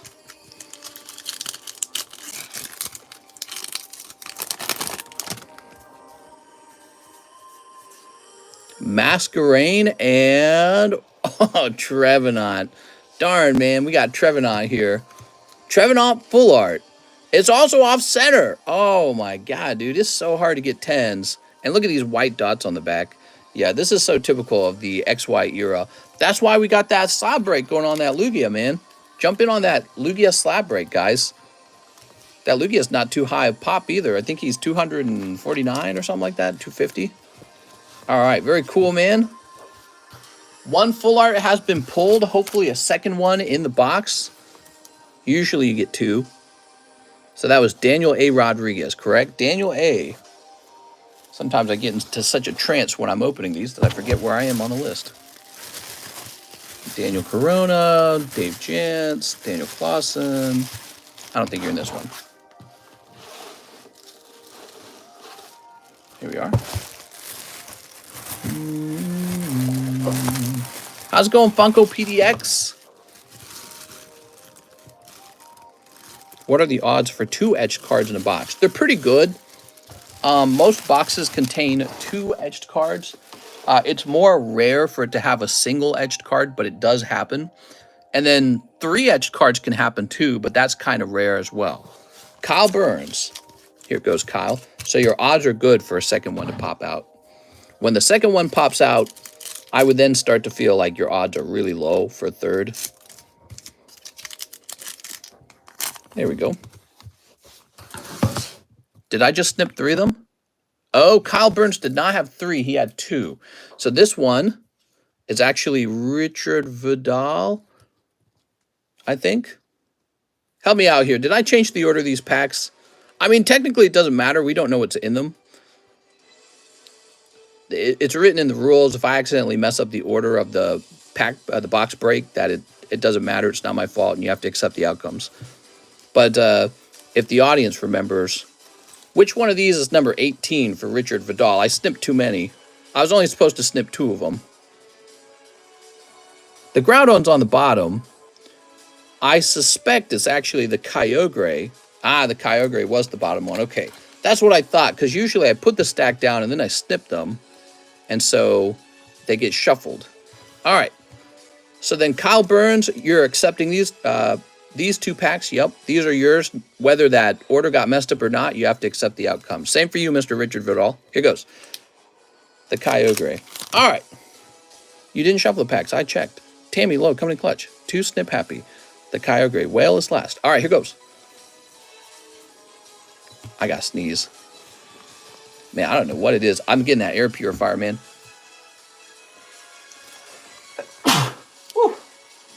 Coughing, sneezing, coughing, sneezing. Vibrava. He looking like a dragonfly, huh? Almost like a Flygon. Okay. Pack number 2. This is Kyle Burns. Mudkip. Freshwater set. All right, cool, man. You got some nice non-hollows in there. Sorry, this thing says Jen. Give me a second here. There we go. So Kyle Burns, I believe he has a bag over here somewhere. Must be in here. Flygon Digimon. Kyle Burns. I got the sniffles. Chuck Norris went to a feminist rally and left with his shirt ironed and a sandwich, says Mr. Sparkle. Richard Vidal. There we go. I saw the new chat GPT. Is it GPT? I think it is. The new chat GPT South Park episode. I thought it was pretty boring, actually. I thought it'd be funnier. It didn't have enough funny jokes in it this time. Just had me go, meh. A little Bidoof for fun. Here's Rhyhorn Whale Lord.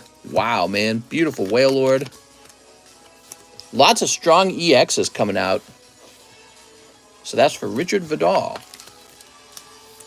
Okay, set that down. Staryu Clan Pearl. Sceptile Reverse Hollow. Excellent. So there's your Sceptile Reverse Hollow. There was a whale. Yeah. Best outcome. So, Richard Vidal. Where am I going to find you? Here he is. Right here. I like your Sceptile Reverse Hollow Rare. I think that's a very gradable card. Also, the Whale Lord's awesome. Francisco Cruz. He's got 2 spots. Here they are. Best pull, by the way, is the Kyogre, whatever form it's called. Primal? Yeah, Primal Kyogre. You ready? Got the sniffles, man. Torchic. Here's Tentacool. Oh, nice. You got the Kingdra.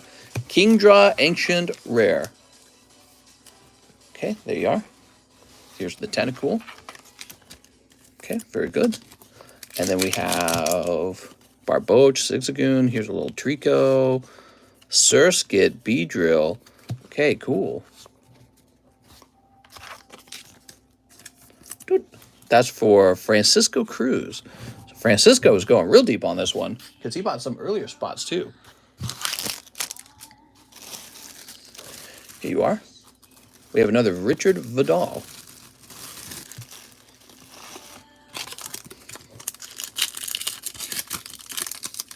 Here goes. I might actually make a link for this one, for this box break, because it's such a nice box. Walrein Mag Cargo. Wow, man. I don't know, this Mag Cargo is kind of off-center. We'll just do a single sleeve. Oh, I'm Hip Kramer when the guy comes back from the bathroom sniffling. What? All right.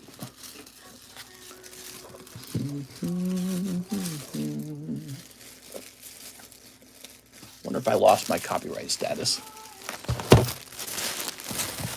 Jesse Salinas. These one-pack orders always slow the breakdown so much. Torchic. Nidoqueen. Metacam. Very nice. Liking the way that this Nidoqueen looks. Looks well-centered.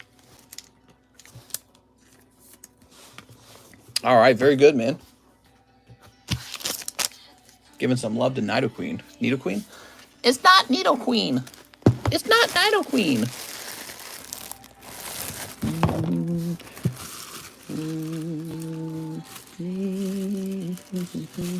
Okay, Jennifer Yap with 2 spots. Jennifer, this could be 2 full arts, Jennifer. Are you ready? Full art in pack number 1 and full art in pack number 2. I'm feeling it. Steve.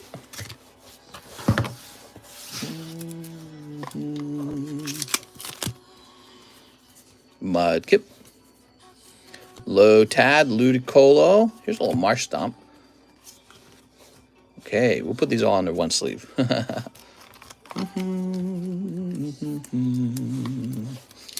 Ready? Pack number 2. Doublade Metacam. I'm sorry, Jen. Nothing too crazy in this round, but you did get this awesome Metacam Hollow. He's pretty good. I was hoping you'd get a hit. There we go. That's the hit. You did get Metacam. That is a hollow. So now it's all up to Joseph Adelizi. Joseph's shaking in his boots. He's like, oh my God, this could be it.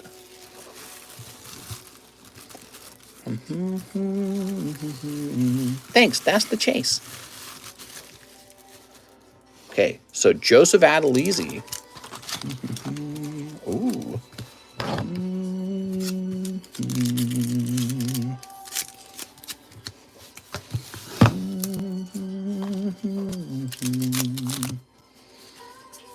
Weedle, Zigzagoon, Bidoof, Starmie. That one's a little bit cold. I like your reverse hollow Bidoof, though. It's the ultimate Bidoof card. He's not really too valuable, I think, but just fun. Weedle. Oh. Rhyperior. Look at that, guys. Looking really well-centered. Okay, we'll sleeve up this Weedle as well. So you do walk away with the pull, Mr. Joseph. It's the Rhyperior. Joseph Adelizi. I think you're up top, right, Joseph? I have to start remembering this. Ugh. Joey Albrecht. Joseph Adelizi. It's basically just these 2 big bags up top. Don't forget the Weedle. I would never forget Weedle. Weedle's a saint. Okay, Kyle Vale. It could be Kyle Vale. Could be a big hit in here, Kyle. Beep. Very nice.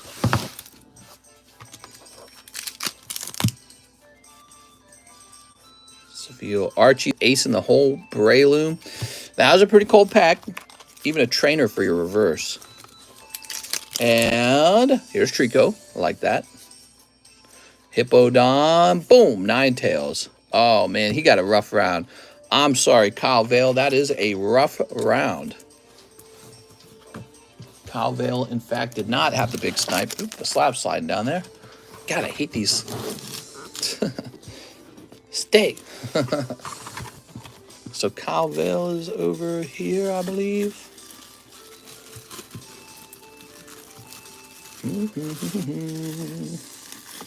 Thank you, Kyle.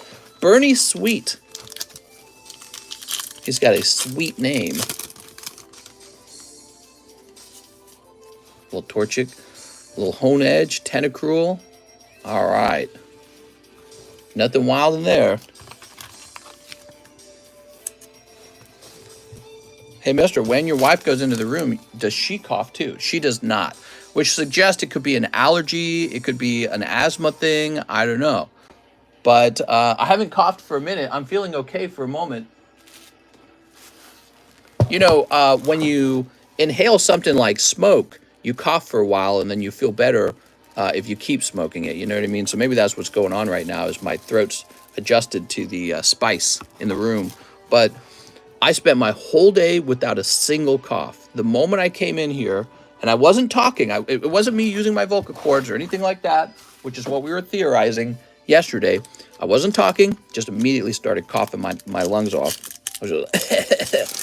So I suspect the room has a lot of pollen in it, or a lot of dust, or something. I don't know. Ooh, Bunnelby. Okay, we got a reverse Bunnelby. Nice, man. So that's going to count as a hit. Only problem is Bunnelby's not like crazy popular, but it is better than a cold pack. That is better than a cold pack, and he is looking well-centered. All right, so San A. Mr. San. It sucks how everyone's weighing up the booster packs nowadays, killing the mojo. Well, that's why you get in a box break. Box breaks guarantee that you don't deal with that problem because you see the box right in front of your eyes, no weighing. Michael Strawn. Okay, Michael. Very nice. Good luck, Michael. Oh, Marsh Stomp. I like that. Blaziken Hollow is going to be a hit. Look at that, guys. If this grades 10, that could be a $150 card. I don't know. Here's Marsh Stomp. I think he would be at least $100. Not a bad pair. So that's for Michael Schrawn. It's a good round for him. Mr. Chat said Ghost Ball in Yarn. What? I don't know what you're saying.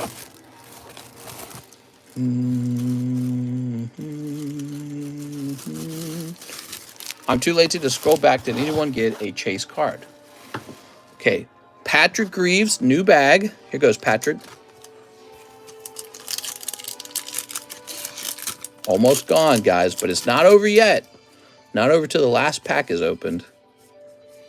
Rare Candy Nidoqueen. Okay. Rare Candy's kind of cool. I don't know if people collect Rare Candy cards, but it's all right. That's for Patrick Grieve. New bag.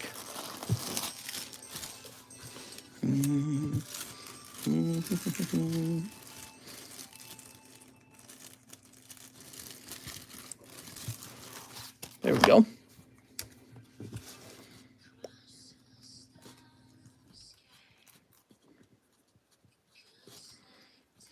And this is going to say, did I just write down Michael Schrawn? I'm such an idiot. I'm such a baka. It's Patrick Greaves. Here we go. Try this again. I do that all the time. Write the wrong name down. Give me some rare fentanyl. I like the V-Card energy. Going kind of screws it up for them. Patrick Greaves. There we go. I'll tell you about a Rare Candy. You never see whatchamacallits anymore. It's a tough market out there trying to be the candy that everyone knows and loves. Okay, Mario Quintana. Ready, Mario? Mudkip. Dive Ball.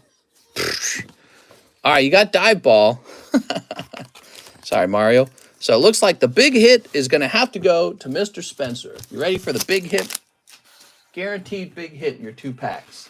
I'm feeling it. There's no way there's not one more hit, guys. I really do feel it. I feel like there weren't enough EXs and there weren't enough full arts for these next 2 packs to have nothing in them. There's either going to be another EX or there's going to be a full art. Here goes. We got this lovely Primal Clash box. Toss it over there. Here goes. Now, you guys know a box does not guarantee 2 full art etched cards. But usually they have 2. But sometimes they don't. So let's see if he gets lucky. Pack number 1. Torchic. Gorobis. That's nice. So at least that's not a cold pack. Let's toss you this Marsh Stomp. All right. So Gorobis looking real well centered. Gorobis doesn't probably get a lot of special cards for itself. So that's an unusual exception to that rule. Okay, some non-hollows. Okay, and how about this? Oh, that looks like it could be something. It looks like an ancient trait to me, though. Let's see. Bidoof. Oh, it's not. It is an EX. Ah, Mega Gardevoir. Oh, what if it had been Primal Groudon? That'd have been so cool. All right, one more EX comes out of the box. I told you guys there had to be one more hit. Mega Gardevoir EX. Nice, man. Congratulations. You got Gorobis and Gardevoir. That's 2 packs, 2 hits. It's a good round for Spencer. It's just too bad there wasn't another etched card, you know? So Trevenant box. It's cold box. Cold box. Some other stuff I noted. We didn't get the best ancient trait cards out of this box. I wish we had gotten some of the more popular ancient trait cards out of Primal Clash. So overall, the box wasn't bad. One of the nice things about the box is the hollows were actually well-centered. And so there's going to be a lot of value to extrapolate out of that, the well-centered hollows. And another thing I noted is that the ancient trait cards, when they were holographic, were also well-centered. So, and we got a lot of holographic and reverse holo ancient trait cards, so that's nice. Spencer H., let's find your bag. I wish it had been a hotter box. That just means the next box is going to be even hotter. Here we are. Back in my day, we had 150 Pokemon. None of these Rano Granovars. 90 bucks if you get a 10 on that Gardevoir. All right, let's jump over here. And let's get you a label. I got an address that begins with the 7. Boop. Click on this. And we're going to get you some priority mail shipping. You get the expensive shipping. Cough, cough. Yeah, right. I am not feeling the cough right now too much.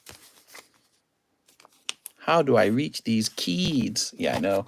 Let me have a sip of my drink, actually. How do I reach these keys?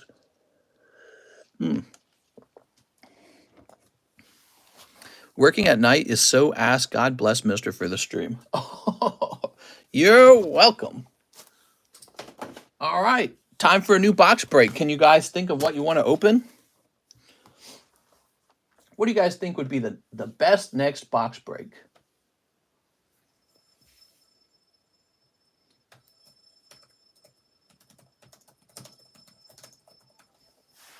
That's my pot pie, kitty. That's my pot pie.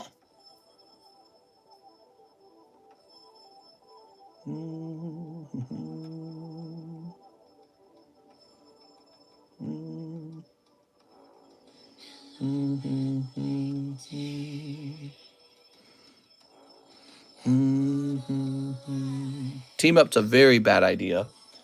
Team up's so overpriced. It's really overpriced for what you have in the set. Not a good idea. I hate to say that to you, but it's just true. Okay, I've chosen the next box. I already chose it beforehand, so it didn't really matter what you guys said. I was just curious. The next box is Unified Minds. Unified Minds box break.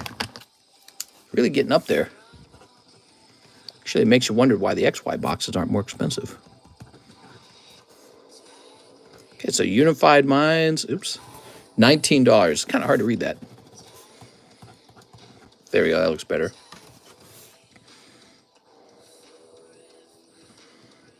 I gotta write all these tiny little numbers. I really should just get numbered paper. I watched the new Last of Us episode. It was just okay. Made my wife's mouth drop, though. She was like, oh my God. There was another People episode. We get more backstory on some of the characters. I guess somebody mentioned that was the last episode. That's not true, right? Or is it like the end of a season? Is it a season finale? There we go. That's the ending. Beautiful. Unified Minds. Let's get that into the menu.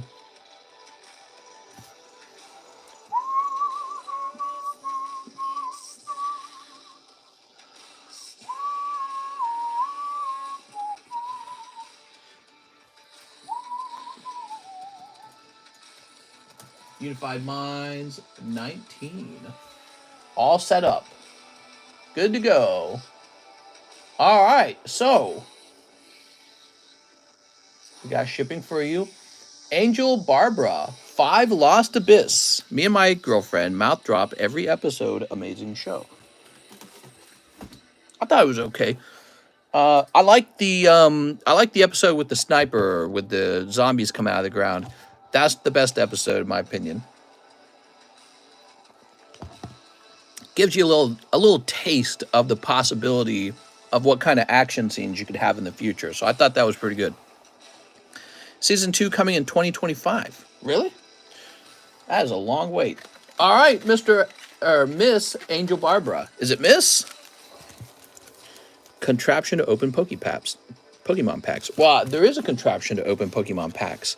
My hands. It already exists. All right. Did you get a Japanese toilet? We joke about it all the time now. I'll be in the bathroom. I'll text my wife while I'm in the bathroom. I'll tell her, where's my Japanese toilet? Wonder if anyone bought a Japanese toilet after watching that episode. Wheezing. Wigglytuff. Zapdos. Looking a little off-centered. So that Zapdos was off center. Mister needs to do the gritty. Okay, what do we got here? Shucking those packs open like clams. Well, I have a lot of muscle memory for it, that's for sure. Mister's hands are contraptions to open his wife's Pokemon packs. That's true. Here we are. All right. Both packs a little bit cold. There we go. How about these Lost Abyss? Beep.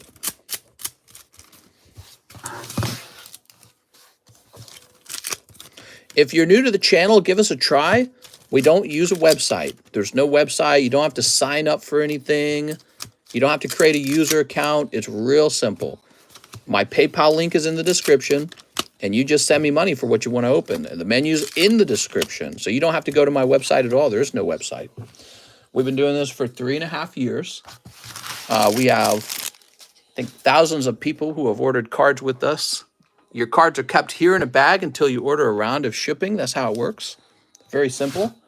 And part of the fun is you can actually have me grade your cards for you. So we do our own grading, TheCardconomist grading, and it's just a cheap little fun thing. It's $8.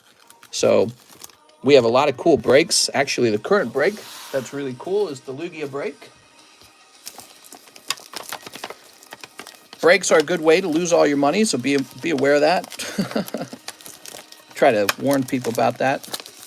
Here we are. Right here, $16. You're buying a $16 energy card. That's what you're really buying, $16 energy card. And I shuffle those energy cards, and one of those energy cards comes with the Lugia. Angel Barba. I have a bag, says Angel. Okay, let's go find it.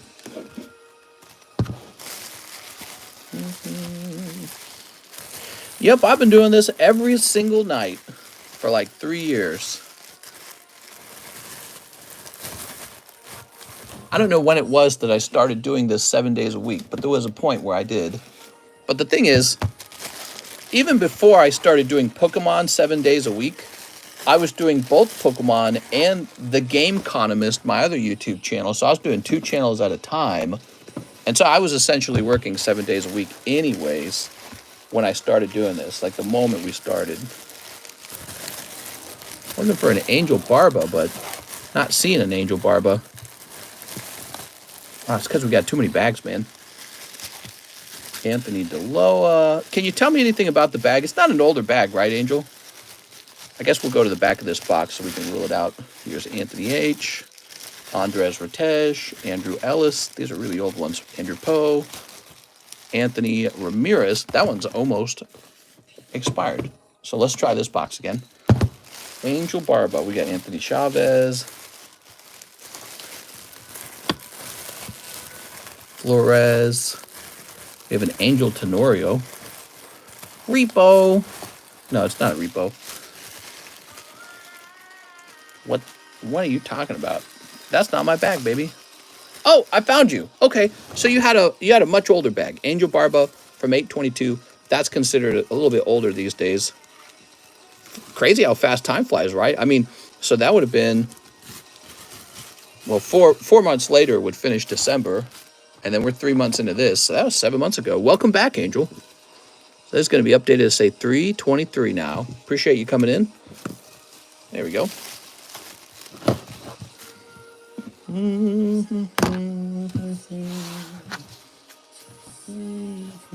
Busy night. It's going to feel like a busy night because we just did a box break. But we're going to catch the lineup real quick. Victory Bell. Aquapolis Victory Bell 10. Look at that. Pocket Monster Cardos Vintage. Lucario 9.5. I got some really odd cards here. Cards you don't normally see. That one's really cute. I can tell by how cute that card that somebody would be tempted by that. Dialga 10. I think I've sold 2 of these Tyrannitars. Come on, we need help. Archer, Melodic, and Valo. All right, very cool. Mr. Hathim, 2 spots in the Lugia break. You got it, Mr. Hathim. I need more energy cards, though, for these breaks. I want that Mewtwo you got, man. Which Mewtwo?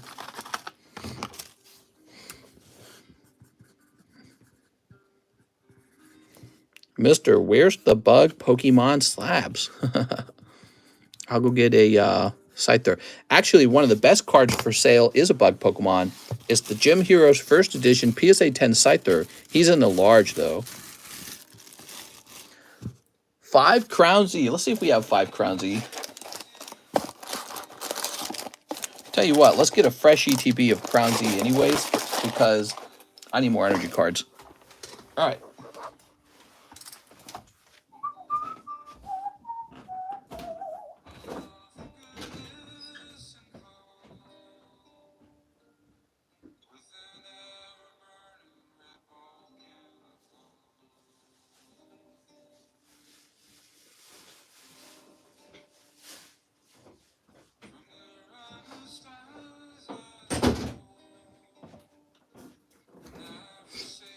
All right, I'm here.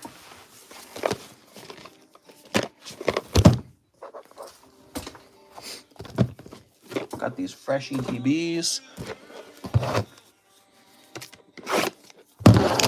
I think you can sell that Dialga for more. 200's kind of cheap. Don't tempt me, man. Come on, man, raise the price on it, please. I know you're goofing on me.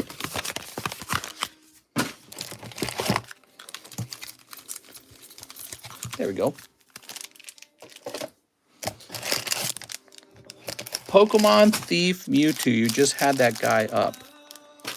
Pokemon Thief. I don't know what you mean by Pokemon Thief.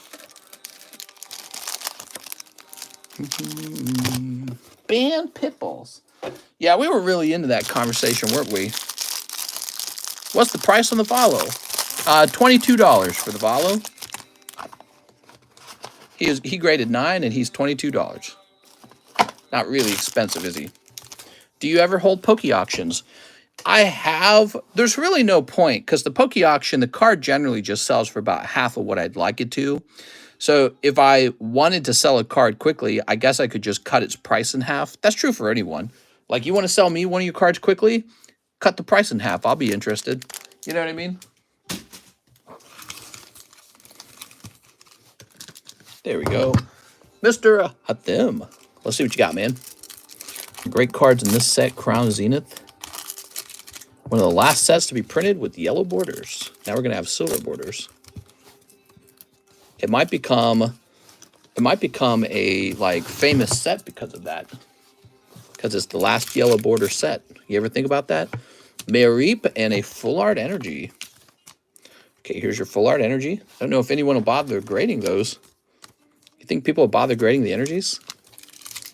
I sold the Pallid promo for $250, and I thought that was low. Oh, the Palkia promo. Oh, from like a similar set. Here's a Yanma. Nessa. And Carvine Zarude. Oof. Sorry, hit them. Is there any point in buying Battle Styles? It has Empoleon alternative art. It's got Tyranitar alternative art. And then it's got Urshifu and Urshifu, the 2 types of them, as alternative arts too. So it's an okay set, but really probably the Empoleon and Tyranitar are the main draws. Here we are. There's definitely better sets, but often those sets get more expensive. So it's a trade-off. You get more options in other sets, but you pay more for them.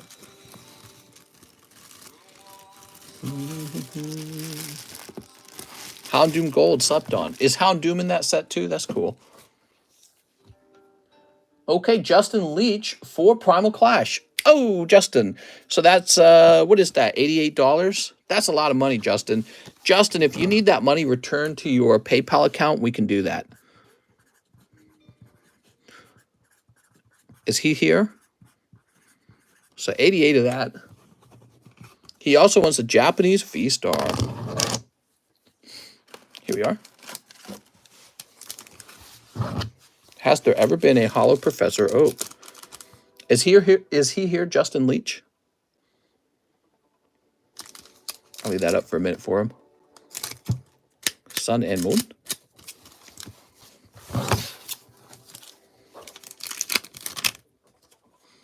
Okay, we've got Samurott and Charge-a-Bug. There is a hollow oak in Celebrations. Okay, there's the Samurott. Very nice. Let's see if Justin had a bag. He sounds new.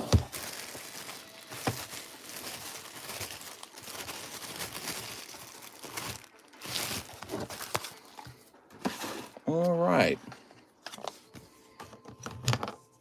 I just put in another request. Is that Justin? Okay, Justin. So what I shall do, we'll place your store credit over here, and I think he needs a new bag.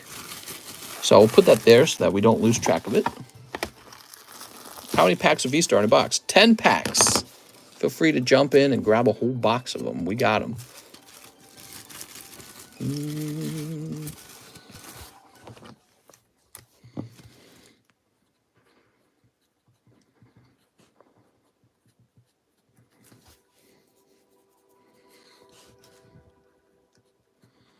There we go. Ta-da! Well, I can see the moon from my window. It looks nice. Aaron Searles, can I win 3 times in a row, 1 Lugia spot with store credit? You could. It's possible. Your odds are the same as everyone else's. So you, oh, right. You have store credit in the SLAB-AWAY. That's what it is. Okay, give me a second.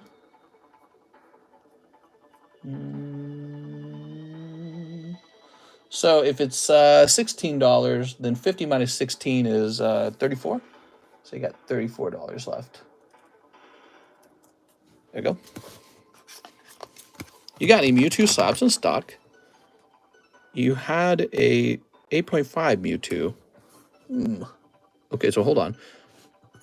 Aaron Searles. I can't think of any specific Mewtwo's off the top of my head.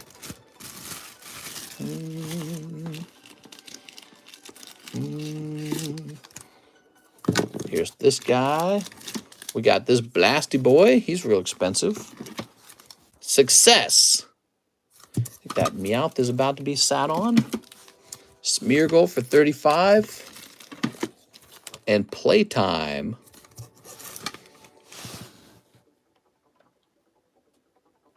Okay, we have Justin Com. He wants a Primal Clash. Justin Com. Primal Clash ended. Would you like me to get something else for you? There it is. Joseph Adelizi. 1 Pokebrow. You got it, Joseph. Okay, Joseph. Oh, Raichu Full Art. Very cool, man. And Gyarados. Wow. And a free adoptive father-son Gohan. Do you stand by Burning Shadows as being the most investable Sun and Moon set? Easily, yes. Yes. The problem with it is that everyone else already understands that. So the price of those cards end up being high at this point. Like the Charizard, for example. They just want so much money for that Charizard. If he was cheaper, I'd buy him. But that's why the price is so high, because everyone concluded the same thing. Yes, that set's very loved. And it's not going to experience the same inflation that the other sets will experience. Especially the later printed Sun and Moon sets like Hidden Fates and Cosmic. Those sets were printed a lot. They came out during COVID. Pokemon exploded with Hidden Fates. Okay, Joseph, 100 off your SLAB-AWAY.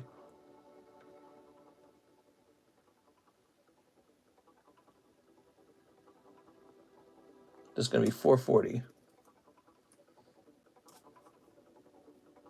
But yes, one of the things you notice with Burning Shadows is it's already really expensive. You know what I mean?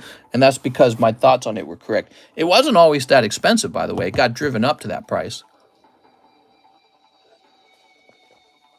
So that was a very good prediction. We have Jeff Leon, 1 Violent, 1 Mashoku. You can kind of predict some sets because it's based on does it look good and is there not enough of it? You know what I mean? 1 Mashoku. That's all it really takes. That's all it really takes. There's not enough of it to meet demand. Cosmic is a good one. Burning Shadows you can still buy in wholesale type spots for cheap. Yeah, but every time you open it, the cards are ruined. Burning Shadows, you pull like a hit, and the back of the card is ruined because when they printed it, they screwed it up. Here we are, Pachirisu. So you want like Darkrai. He's really cool from that set. You want Gardevoir. You want, who else is in there? Machamp? Is Machamp in there? I can't remember. He's pretty neat. The Charizard's the big chase though, right? And he's just so expensive. All right, what we got here? Oh, what? Jeff sniping the full art. Look at that. The elf girl. She's 18 or older. Here's a holographic girl. Very nice. All right, lovely. Mr. Jeff.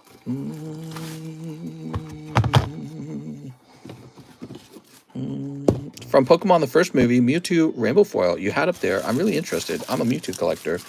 Okay, so you're talking about one of these. We have these Topps cards, and you're interested in one of the Mews from the Topps cards. Yeah, let me go looking for it, okay? You ready? We'll just take a moment of the stream to find it. So I wasn't sure what you were talking about. Okay, it's not that one. Let's see the best card in each pile, in my opinion. Okay, my opinion, it's either this Dark Artillery from Team Rocket Returns. It's probably that one, but actually this one's really cool as well. This is from Tag Team. Tag Team's getting pretty old now. It's like 4 years old now, Tag Team is. All right, here's Scyther, Jigglypuff. There he is. That's the Mewtwo you're talking about. It's called Stealing Pokemon. He graded 8.5, $60 for an 8.5. That's actually a Rainbow Holo. It's pretty neat, pretty nice. Stealing Pokemon. Oh, that's what you were talking about. You said something like Pokemon Thief. I was like, what? Best card from this set, huh? Okay, probably the sexy Sneaker Bunko girl. I've been selling those like all day, man. People like those Sneaker Bunko cards. But easily it is this War Turtle 10 from Crystal Guardians. I've sold one of these before. It's just a fantastic artwork for War Turtle lovers. War Turtle doesn't get enough love, you know. He has a really unique and different look. Some people hypothesized that Blastoise was not going to evolve from War Turtle. Here we go. And that it was going to be a totally different Pokemon altogether. Crystal Guardians is a Ruby Sapphire card with the lower population. All Ruby Sapphire cards are lower population. So this round here is really interesting. There's some cool cards in it. The Garchomp 9 is very beautiful. It's a golden card. That's a cheap Bulbasaur 9.5 in my opinion. The Blastoise 10 probably should be the top pick, but actually I'm going to let it be this one for $60. And it's a vintage rainbow tail end of the race with the Charizard on it. That's a nice looking card. It's from the same set that this card is from, by the way. So these are from the same set. Okay, and in the last pile, we have a Poliwrath 10 Pristine. Here's a perfect Aranya. The booby card for $16. Minwoo, Houndoom, Thief, Houndoom, Archer, Melodic, and Playtime. Oh, this one's tough. There's a lot of these Final Fantasy cards. I might start taking them back off the table. I'm going to put Poliwrath in the front just because I like that he's pristine. There we go. All right. That's Zard, though. He really pops off the card if you look at it. Can you tell that he kind of pops off the card? Maybe it's hard to see that through the camera.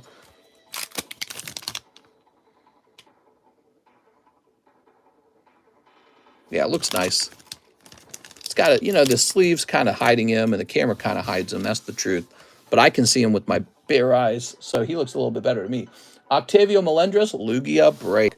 We have a Lugia Break tonight for Ancient Origins Lugia. Where'd that card go? Did I move that card somewhere goofy? Was he not here? I didn't see him here. Where'd I move that Lugia to? All right, let's write your name down. Octavio Melendres.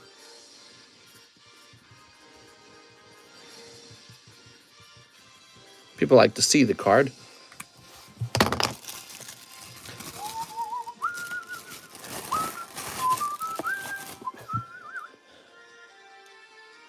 Here's Devin Barales, one Star Wars Galaxy Chrome. All right, very popular set, Galaxy Chrome.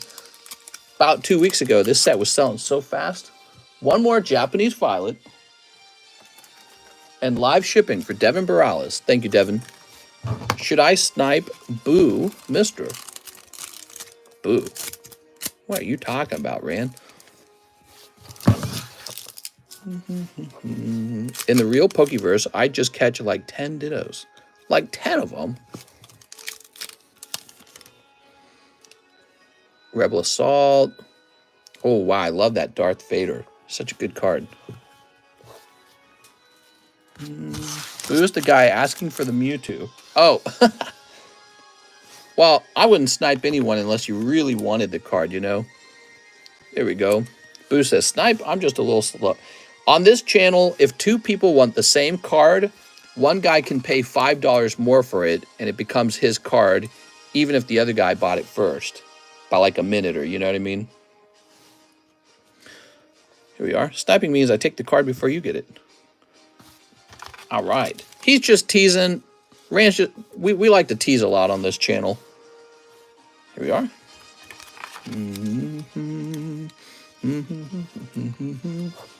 Mr. Devin. All right, Devin Morales. Greedo shot first.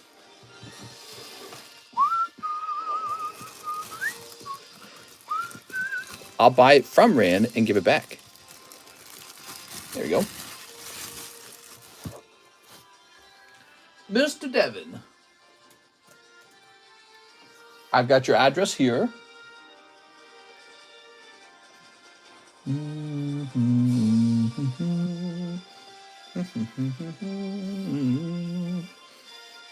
Where did I put the Lugia slab? I don't know where I put the Lugia slab.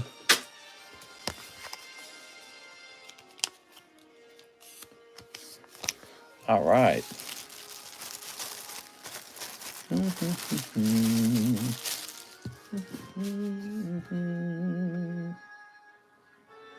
Who's next? We're going to check the ZELLE orders next. Man, I got like a million tabs open. Let me start closing some of these tabs. Just too many tabs.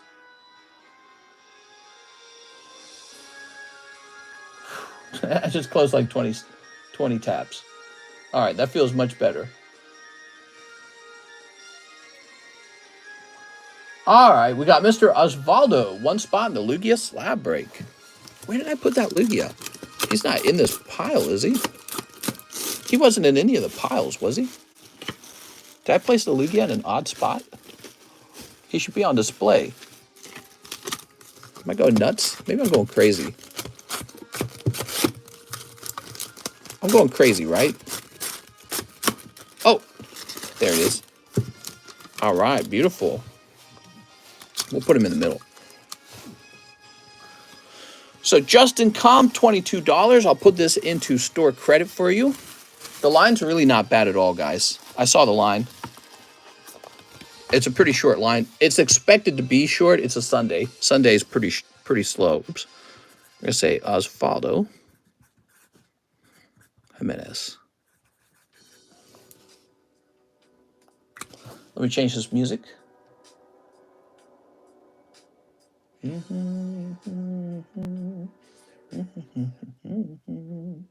Not allowed to play that music.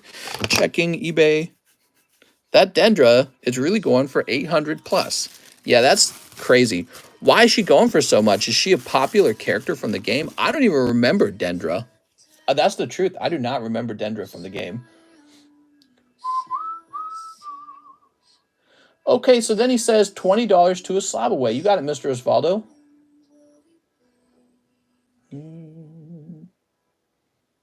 He's got a Nido King that goes down to 555.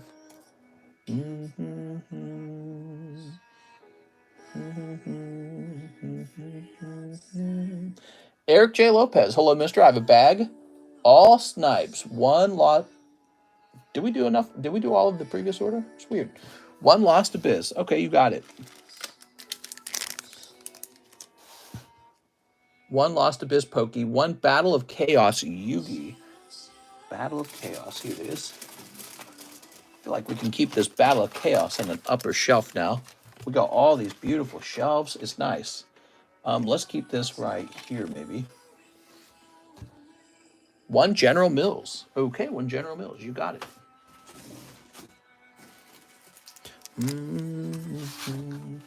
I'm thinking more and more about what to add to the menu next. What do you guys think? Anything interesting? Is there something popular right now that I don't have on my menu that should be on my menu? What do you guys think? Some of you guys might be more aware than I am, surprisingly. Here we are.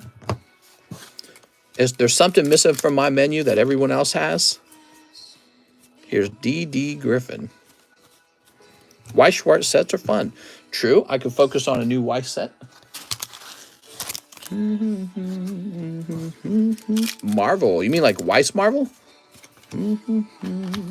I thought Mewtwo was 85, so I sent that. Can I get $25 credit? Oh, wow. He really did buy the Mewtwo. Baseball is always popular. We do have a baseball set. It's called, what is it called? Gypsy Queen? But we could get a different set probably. So yeah, we could expand sports. Grim says strippers. We could get bunny suit statues. Doesn't matter to me as long as you buy it. Upper Deck Marvel.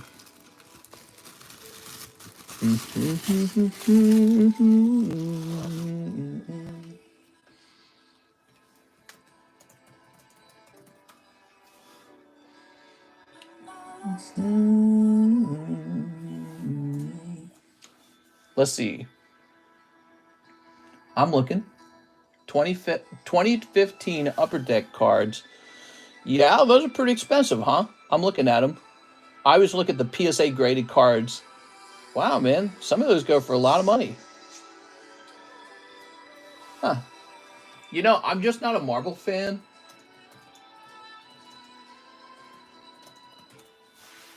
So, you know, I'm kind of behind on stuff like anything I'm really uninterested in, I struggle to keep up with, you know what I mean?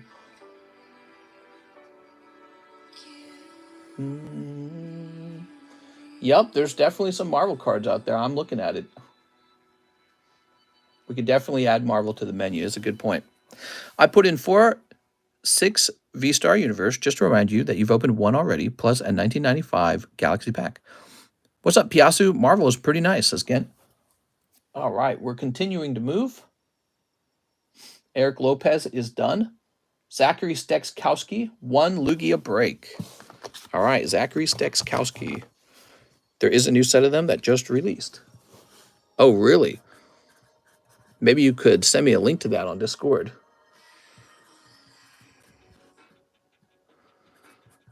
To help me see what it is.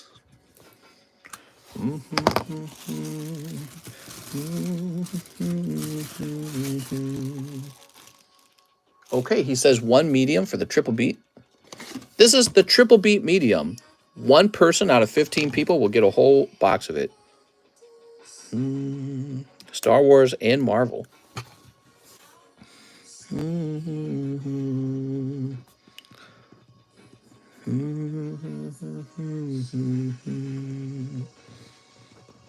There we go. $50 to start SLAB-AWAY for the base set pack. You got it, man. So that goes, all $50 goes toward the pack. And since you're doing ZELLE, for you, instead of it being $670, it's $650.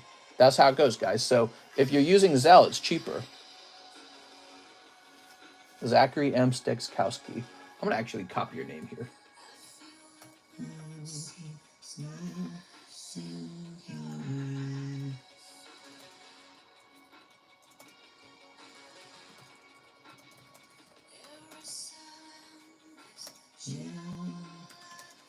All right, $600 left on that, Mr. Zachary. Thank you very much.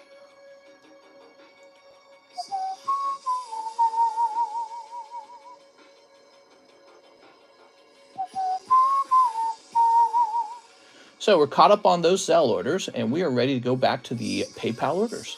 We have Octavio Melendres, who says $60 toward his SLAB-AWAY. All right, you got it, man. This drops down to $215. There we go.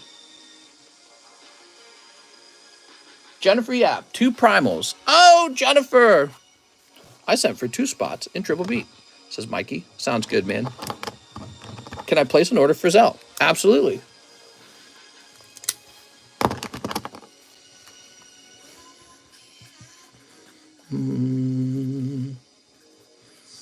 Jennifer Yap, I have $44. If you need me to, I can refund that to PayPal. You got that, and I can open something else for you if you'd like.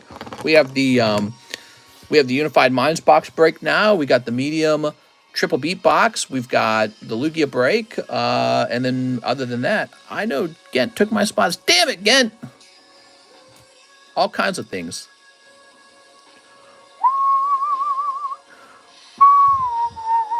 Can I get 2 live and 1 General Mills? Oh, let's do it. Grandpa. Oh, look at that. Very nice. You got a Sniper Rooney. Well, Jen, let's see if this was better than Primal Clash.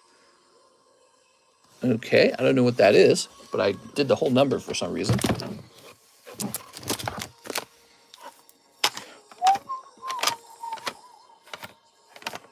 None of these. Wow, we got some nice slabs in the live customs. Oh, okay. So, Jen, you get the Splendiferous, super valuable Roserade C. Wow. I'm sorry, Jen. Jen, that was like maybe one of the worst slabs you could have pulled out of the box. In fact, I think that is the lowest value slab in the box. Jen. Jen, where's your Jen luck? Here you go, Jen. Here we go. Man, somebody needs to get Jen some live customs so that she can pull that Gengar. Here we go. Is it now? That is the chase. One is right. Sorry, I forgot time change. Here we go. You should remove it, says Jen. Remove what? It's neat. How's the line tonight? Pretty short. Jump on in, David. You got a beautiful Pikachu. I'm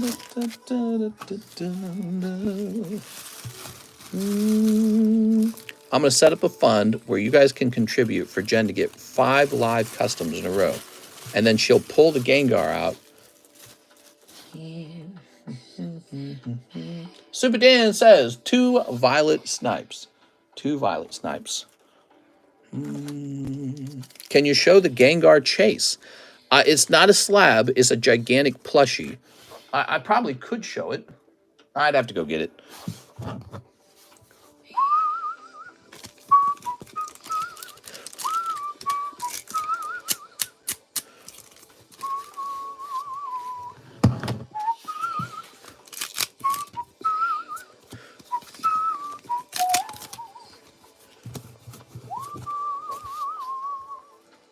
All right. I hear those plushies are sold out. They're everywhere. Ugh, man, that's... Can you add the silver coin back in? You want me to throw the silver coin back into the live? I can do that. You noted that there was no silver coin in there. There's 2 Pokemon coins in there right now. Okay. Justin Leach. I put in for the primals, but since you sold out, I'll take 6 V-Star Universe and a Galaxy Pack. You got anything for you, Mr. Justin.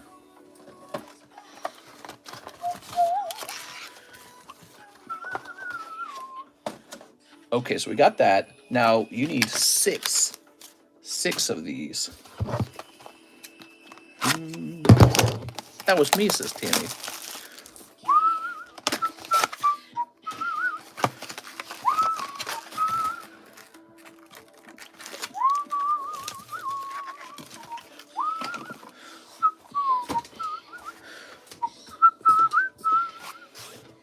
All right, what we got? That's 6.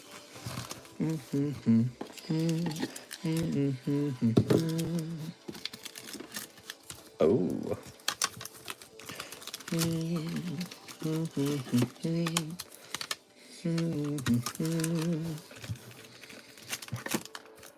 Bulbasaur. Aranya. I can't find a card list for those old Star Wars cards. Don't even know what the etches look like. I want to try Star Wars, but I just want Boba Fett's. Sneep. A lot of Boba Fett's in Star Wars Chrome and Star Wars WEISS. If you open enough of those, you'll definitely pull a Boba Fett. You opened one already for me. Oh, so you're saying this one is mine. Or it goes to the next person who opens a V-Star. Here we are. Justin Leach.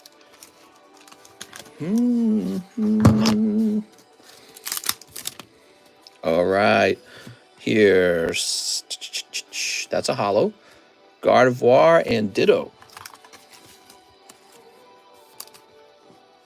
Shall I try my luck tonight, says Tammy. Tammy Shoblammy.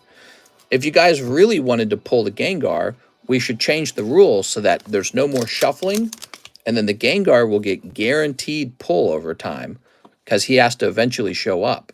The reason he hasn't showed up is because it's a shuffle box, so the box just keeps getting shuffled, and he keeps evading you guys. I actually have more Gengars already lined up, so whenever he gets pulled, I'm ready for another one to go back in. I'm just waiting for you guys to pull him, honestly. We are, but nobody has. He's probably because he's just getting shuffled. All right, we got these beautiful guys. Let's see. We got to skip that, unfortunately. I want to listen to this song.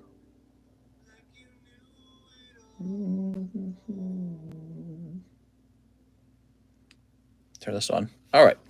Now, how about this Star Wars?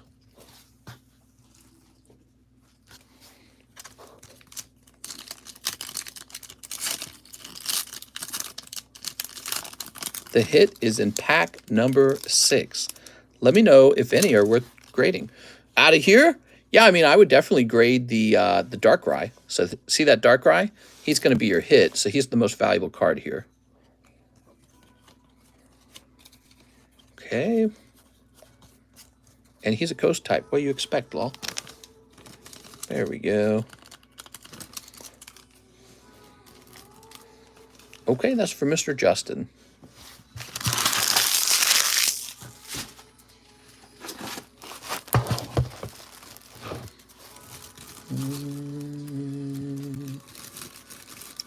Oops.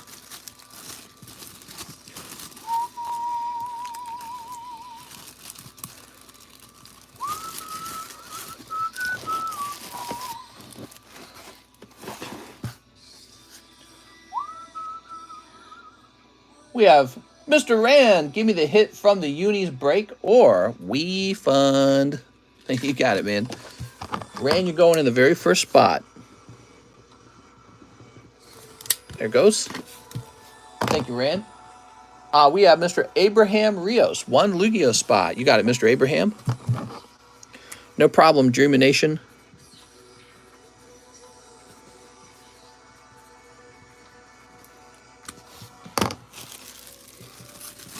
All right. We've got Ryan Ingle. 1 Lugia break. Okay, Ryan Ingle.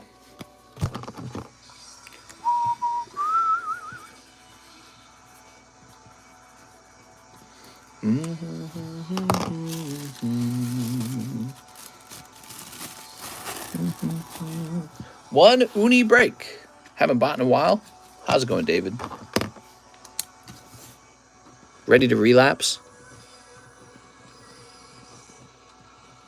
There we go. Oops. You might fall asleep. No! I no longer have a bag. Thanks, mister. Justin Com, 3 celebrations with my store credit. You got it, man.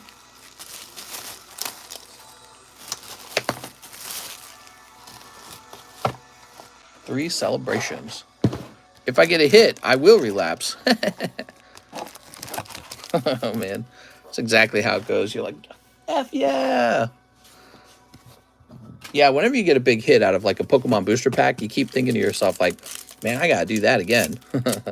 You try everything like timing it and Here we are. Justin Com. The way I collect, I just go straight to the slab I want, and I just spend all my money on it. So I don't do too much gambling, but I do open boosters as well. Sometimes you have to. Like, sometimes that's the best method of obtaining a card. Here's Groudon. So, like, we're opening up Top Series 1, for example. All right. And here's Imposter Professor Oak. He looks pretty smug. Justin Com.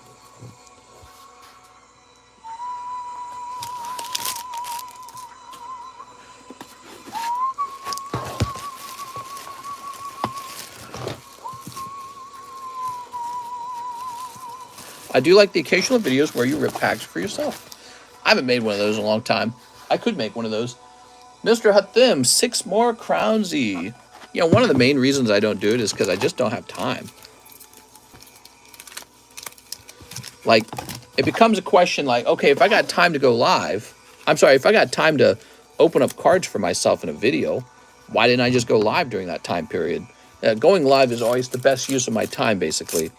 All right, so Hathim says he'll call it a night after this round. You ready? It's Mary. Mary. Quite contrary. How's it going, Mary? How's life, Mary? Anything interesting happening? Here we are. We've got Paris.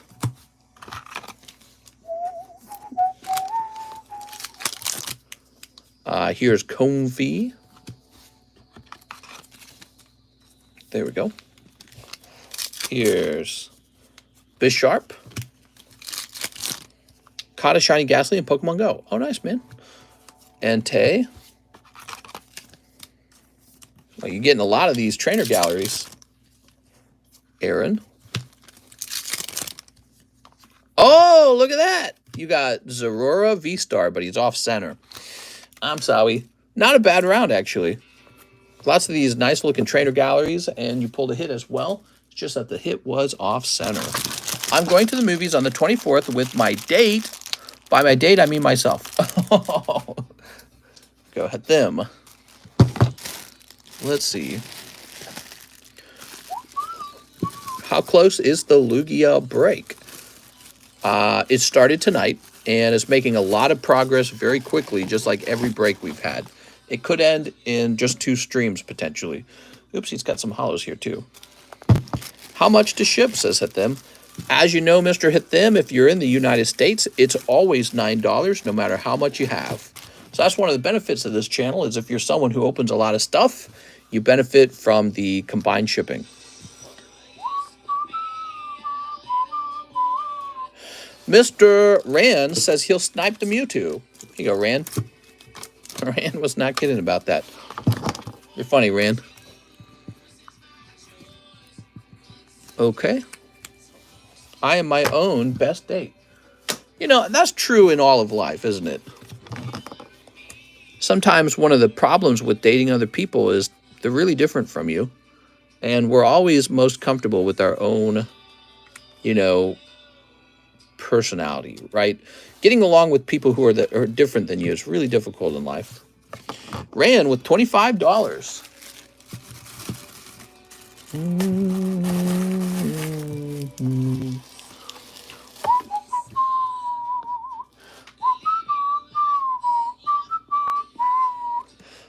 Medium, triple B. Wait, I can't play this song. It's going to copyright me, just like the other one. You got to skip that one. God, dude, all the best music is copyrighted. The killer in me is a killer in you. All right, Mr. Miguel.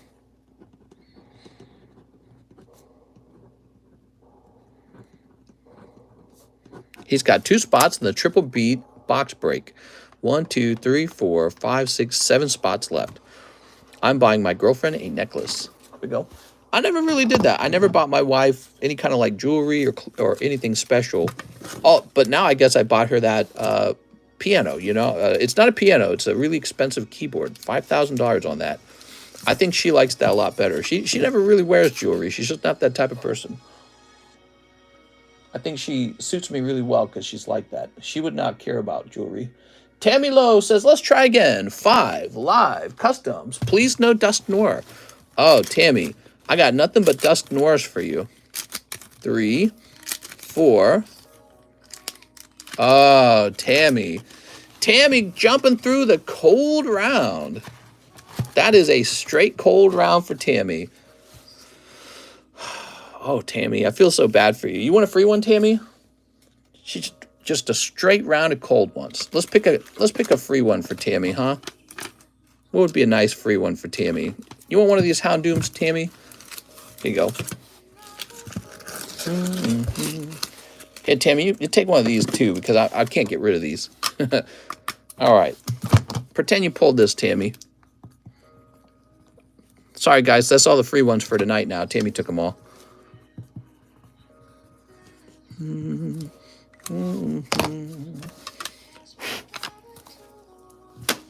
Hooking up free ones when people have the really bad rounds. That's not true. I don't want you to assume that, because sometimes you just get a bad round and that's it. Tammy's a moderator though, so it's a little different. If Tammy was Cheese, Ran, or Alex though, sorry Cheese, Ran, and Alex, you're not Tammy. So now David Moss says 7 packs of Fusion. You ready?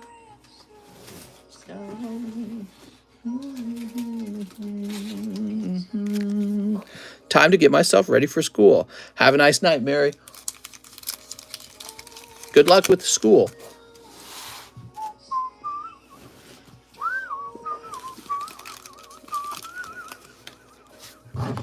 All right, David Ma, 7 Fusion, Gengar or bust. Sleep. He says he has a small peepee. Can I get Gengar in the chat? There we are. Sleep.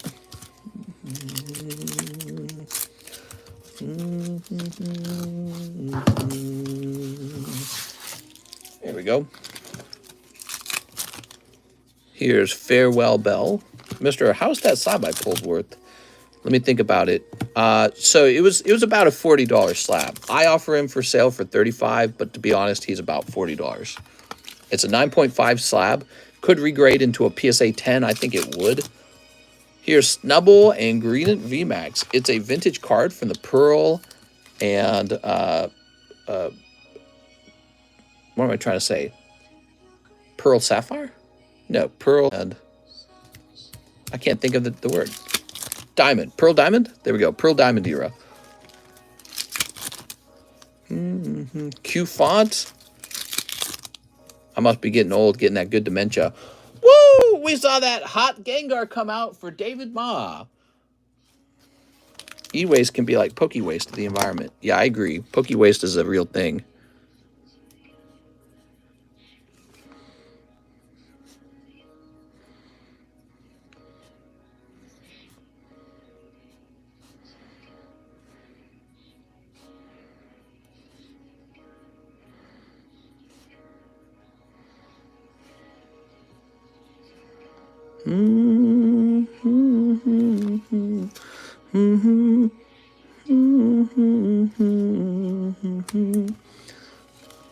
You did it! Woo! Pulling that Gengar.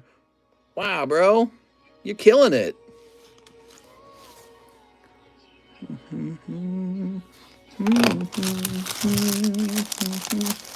That's for David Ma. Let's see if we can find your bag, David. If you squint your eyes, it does kind of look like Gengar now. All right. Yeah, that's how it goes opening Pokemon packs. You get everything but the one you want. Now, we're looking for a David Ma bag. Is that true? You didn't have like a really big bag or something, did you, David? Ugh. David Capistran. Small bag. Okay, that helps. So we're looking for a small David Ma bag from 100 weeks ago. Aha! Found you. Maybe Poke Wrap? Wow, dude, you pulled Gengar VMAX. That's pretty good.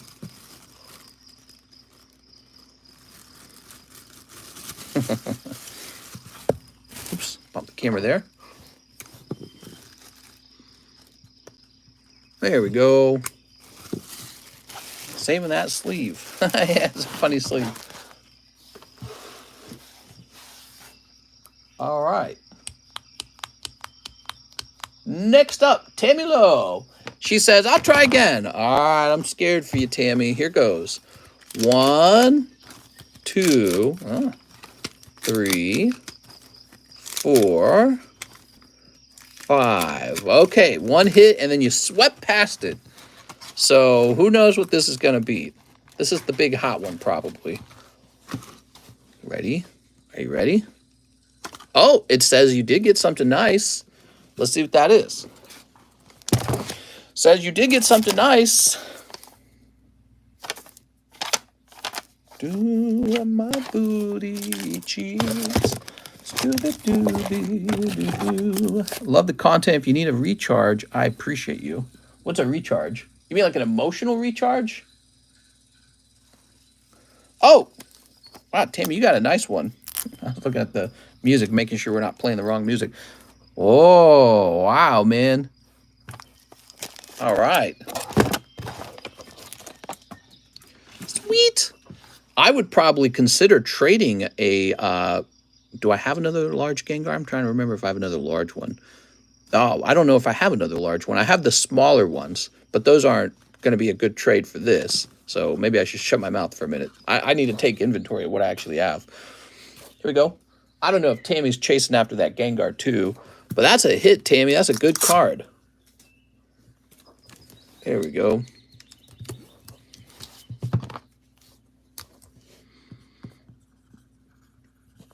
Did we shuffle? I don't remember if we shuffled. Can I trade my slab for the Gengar? You could, but it's the Gengar is pretty expensive. So it would cost quite a bit more than that. If you do have an extra large Gengar, I would go for it. I have an unopened box that probably contains a Gengar. I don't know if it's one of the large ones is the problem. So I'm tempted to do that for you, Tammy. Hold on.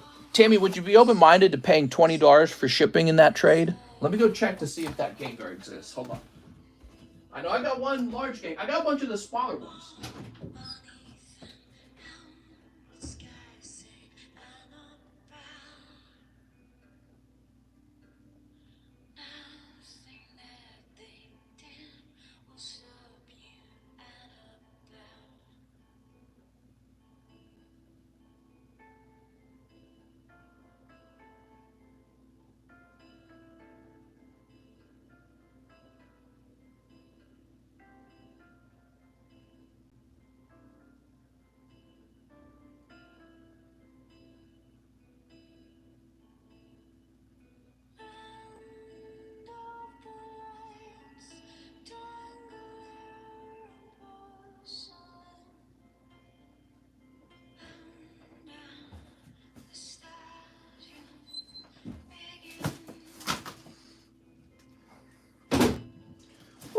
All right.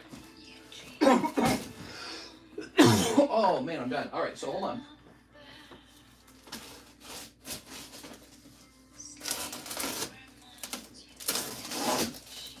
Ah, yes.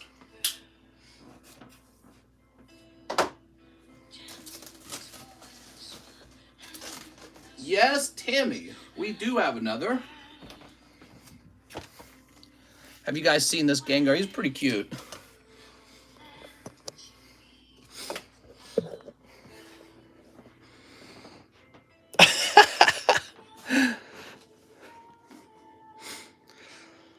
Whew.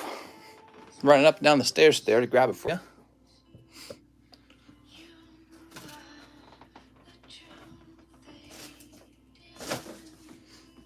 Tammy, if you did $20 shipping, I would get you that Gengar. And then the $20 is just for the Gengar shipping. Whew. Give it to Jen Tammy. All right. Justin Leach says 5 unified minds. Whoa, that unified mind's moving. Mister, this is a trees. Everyone got one from live. It would mean I have just one large Gengar after this point. I can add $9 for all my slabs too. Yeah, we can do that too. Shipping such a large item is expensive, it turns out. Excuse me. I'm going to smash like and go to bed. Night, everyone. The last one. No, it's not the last one. So there's one in the live. Tammy's trading me for one. And then there's one after that. Excuse me. So Justin Leach. Mr. Justin Leach, it's so nice to meet you. I like the name Justin. You know why? Because we have a JU box and it's never full. So I like your name because there's plenty of room for your name. There you go. That's 5 spots. I counted them up. And then he wants a battle style.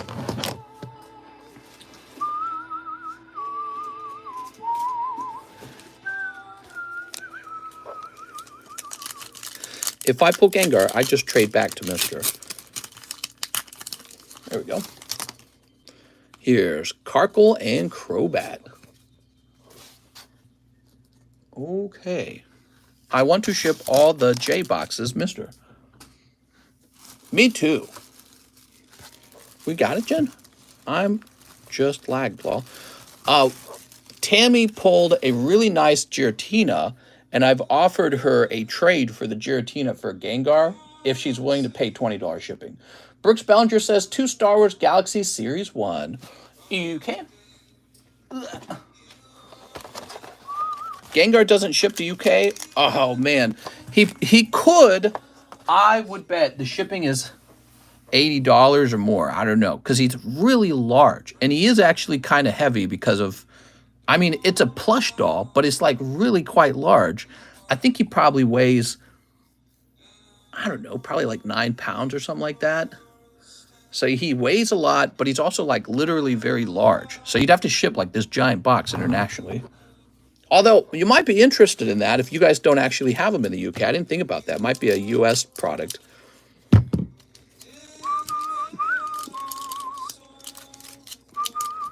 Mister, the Gengar's 500. Really? You're saying that Gengar's 500?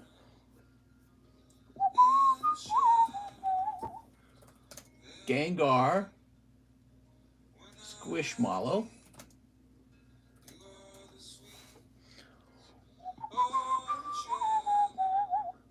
I think he's messing with me. I don't think that's true. All right.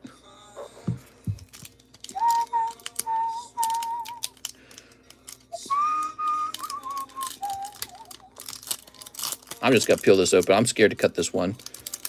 The card's really so close to the edge.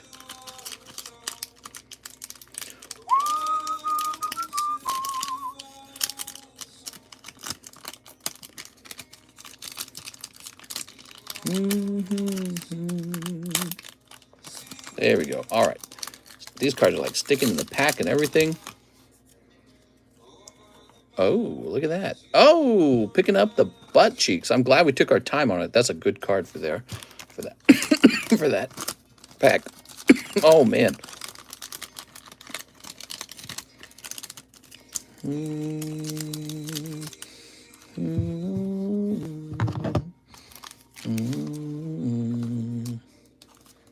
There's one for 500 that Belle Delphine took a bath with. What if I took pictures of myself sleeping with one of the large Gengars and then listed it for 500?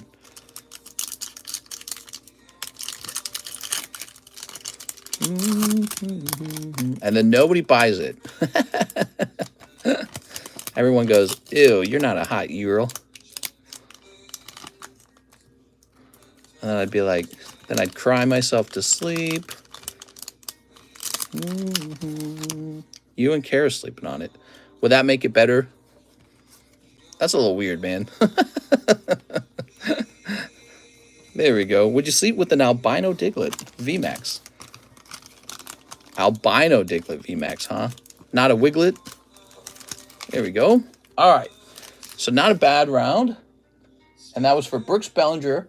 He says, bulk grade a Star Wars card, please, and thank you. Oh, well, that's easy. We're going to grade that one right there. Mr. Sex Appeal would increase the value of sardines.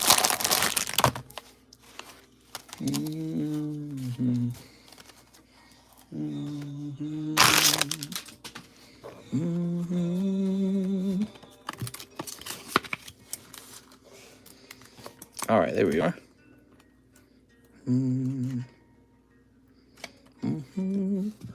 Brooks Bellinger. So I had a little ice cream today. I I haven't had any dessert in a long, long time. It's been like, I don't know, I think we're on like week 6 or something like that. And because we're starting a new week. A whole week has gone by in the blink of an eye. But we went out for a good exercise today, and we stopped at Dairy Queen because I told my wife, I said, we could go home and be healthy, or I'll take you to Dairy Queen and get you an ice cream. And I got a bite of that ice cream. Pretty severe, huh? I got about 2 bites of the ice cream, to be honest. So I went pretty deep on it. There we go. I'm not going to lie, it made me miss dessert. The understanding of how good dessert is, that does not go away. You know, people say, like, if you stop eating sugar, everything will taste like too sweet or something like that. Your body will adjust to it. No, not true. I've stopped eating sugar for a long time, and I crave it all the time. I miss it. I go, man, life is so boring with no sugar. It really is punishing. Okay, that's a bulk grade on your gigantic slug man. I've tried, but how many people have tried to win it? Me and my girlfriend ate an entire chocolate cream pie last week. Can't do that, man. That's too much. See, we got 1 ice cream from Dairy Queen, and she didn't even finish it. You eat that whole pie. My wife's skinny. I don't know how she does it. She's getting older, too. She's like 28 this year, and she is so thin.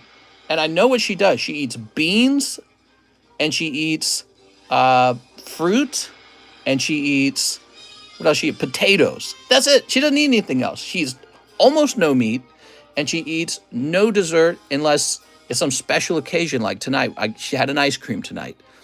And so I already know how she's so skinny. Eating like that is so boring, though. But, you know, I remember, you know, I used to be real thin back when I was 22, 23, 24, 25. But that's because I had these physical labor jobs keeping me in shape, not because of my good eating habits. And then I quit all that to go to school full time. I got a desk job. And, yeah, eating like the whole cream pie, that's it. That's how we get fat, man. I'm sure of it. That's why I'm stopping sugar.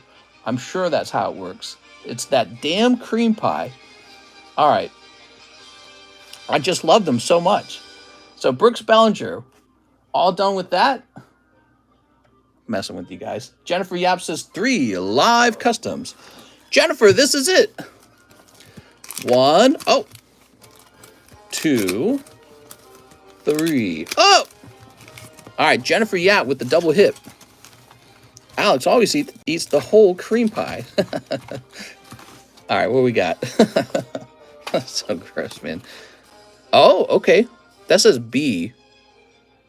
And this says Mew. Come on, says Jen. Oh, no, she's saying, come on. Mew, huh? I think I know what the B one is.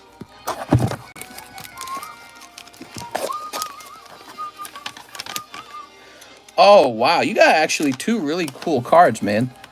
These are pretty awesome. Okay, are you prepared for this? Beedrill coin? No. So, toss that over there. You got the Beedrill. There we go. Remember this Beedrill for when you opened what I thought was 12 packs? Here it is. So that's the Beedrill. That's an alternative art, and it looks really good. So I would hold on to that one.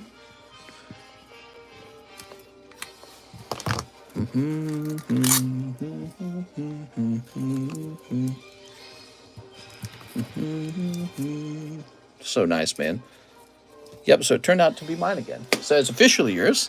And then you got this lovely holographic Cardos Mew as well. Look at that.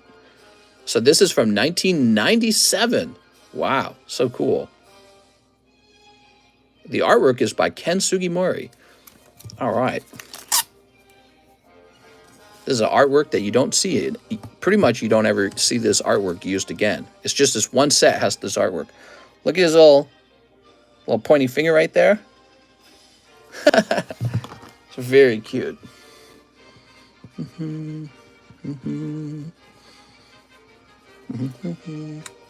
PSA hates Cardos.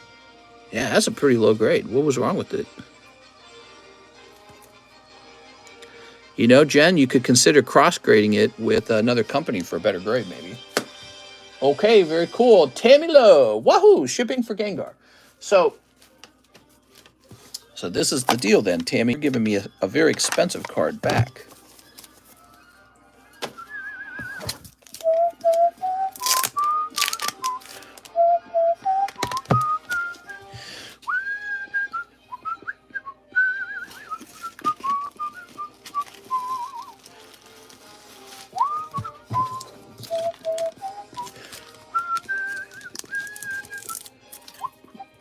Wow, that was a pretty big hit in the box, actually. How is that a 2? Yeah, I mean, it looked pretty nice to me. Seems like 2's kind of low. Almost seems like, you know, if it can grade 2 with another company, it might be even a 4. You know what I mean? Sometimes PSA is unnecessarily harsh on their mid grades. I don't know why. They just are.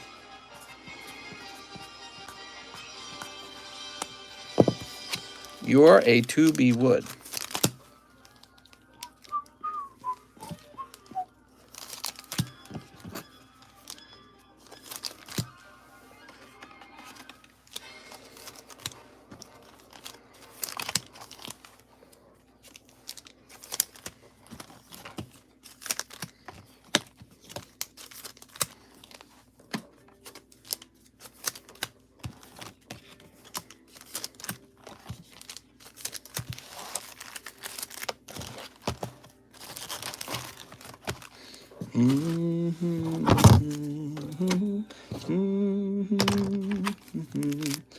Oops.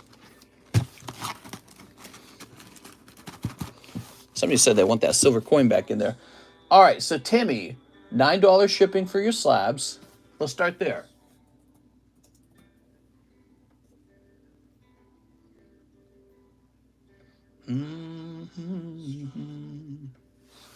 Let's get this Unified Minds box open, peeps. Ugh.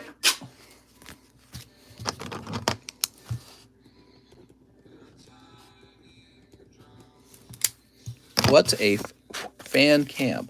I hear Dylan and Cole spruce watch Mister. What?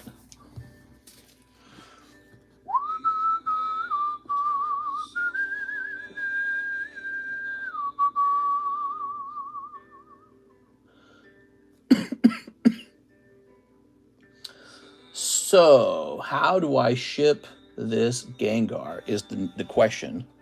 It could be pretty slow shipping. Let's see. We're going to go with...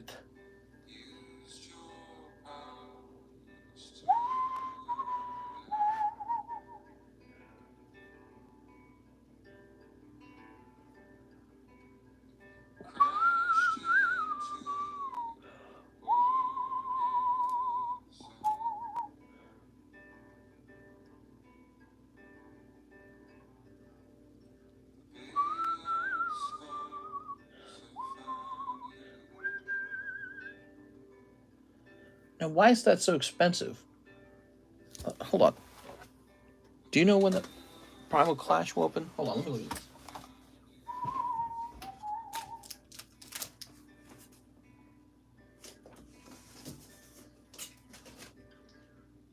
We gotta find a way to ship this to Tammy without spending $3 million on it. Let me try a USPS again. Sorry, guys.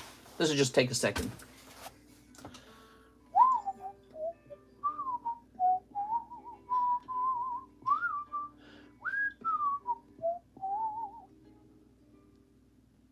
I think we're gonna go with this.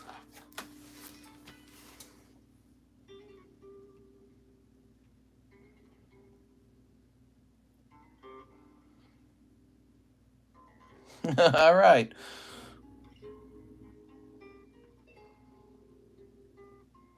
Let's see what happens, Tammy.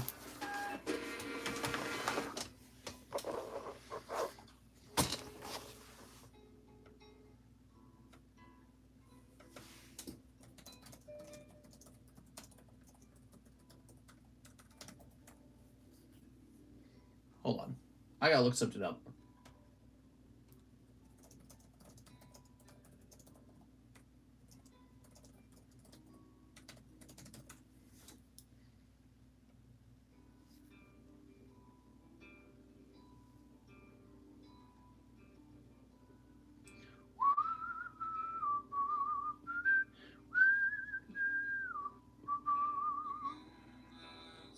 Okay.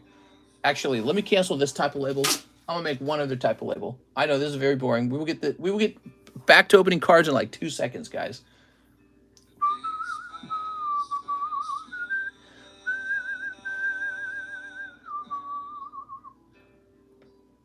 All right, we're gonna go with a different version.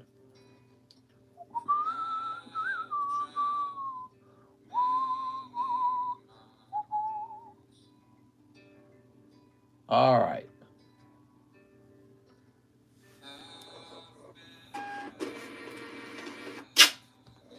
Very good. Mister, you're killing me, man. I'm done. Woo! Sneezing, coughing.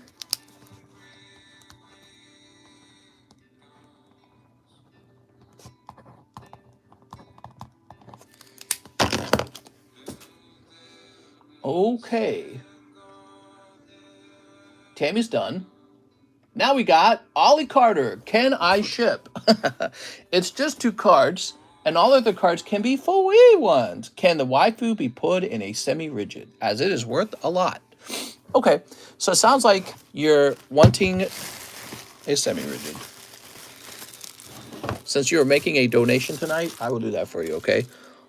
This waifu and purple border Star Wars. Are you donating the rest of these? I accept your donation. I will place them somewhere. I don't know where to place them. I'll place them up here. All right. Maybe I'll get those graded and then give them away one day. Like with the CGC or something. You know what I mean? Like I'll actually pay to have them graded.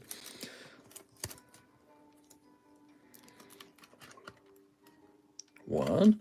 Silly Mr. Tricks are for kids. Wow, this is a pretty good round, Ollie. Look at this, guys. He got the waifu and he's got a purple border Star Wars card out of 50. Wow.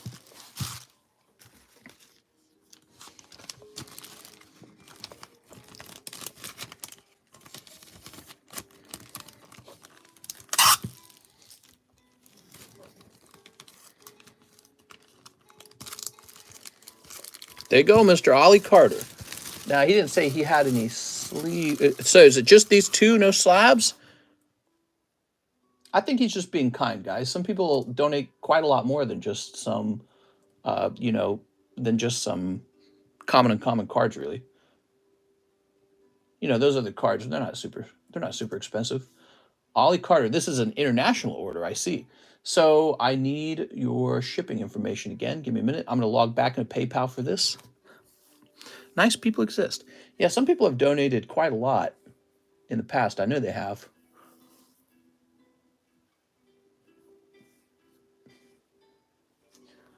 All right. People freaking out over a couple cards.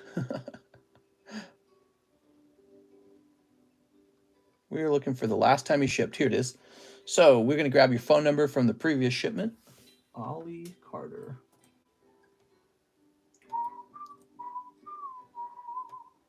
So much shipping. I'm sorry, guys. I needed to do 3 shipments, and one of them was real complicated. The Tammy Lowe one was actually pretty complicated. Oh, no. I got to refresh. I got to refresh stamps, guys. I got to refresh stamps because it's an international order. Oh, my gosh.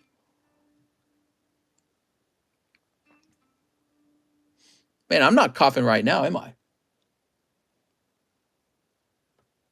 I'm actually feeling fine right now. Think it's allergies? What if it's just allergies? I've never had an allergy that caused me to cough really bad. All right, here we go. Back to Ollie Carter. Oh, also, let's change this music because this music's awful. Star Fox medley. We're going to do Star Fox medley.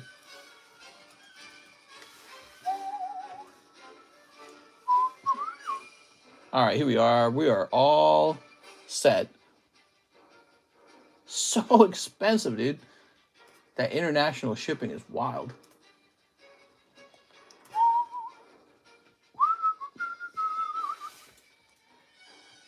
Okay, this is going to be for Kids Toy.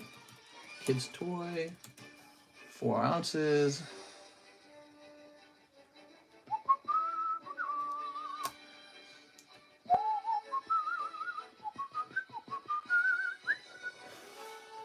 All right, there goes. All done. See a doctor anyway, mister. Age catches up to all of us. I'm feeling better, actually. I'm not coughing right now. You know, I wasn't coughing in my family room all day either. But when I came in this room, I start coughing. So here's my theory. Is either all allergies or I had a respiratory illness and some rooms are dustier or they have mold or they have pollen because it is allergy season. So my theory is maybe either it's all allergies or a respiratory illness and certain rooms are worse than others. That's my theory right now.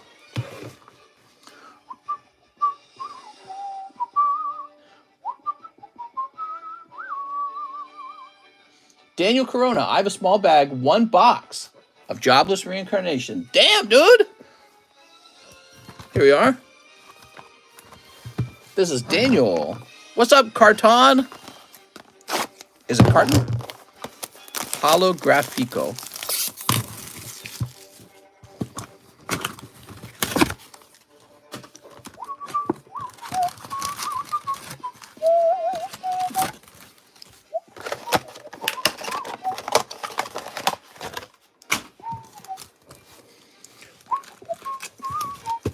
Could be the shipping boxes. Probably not.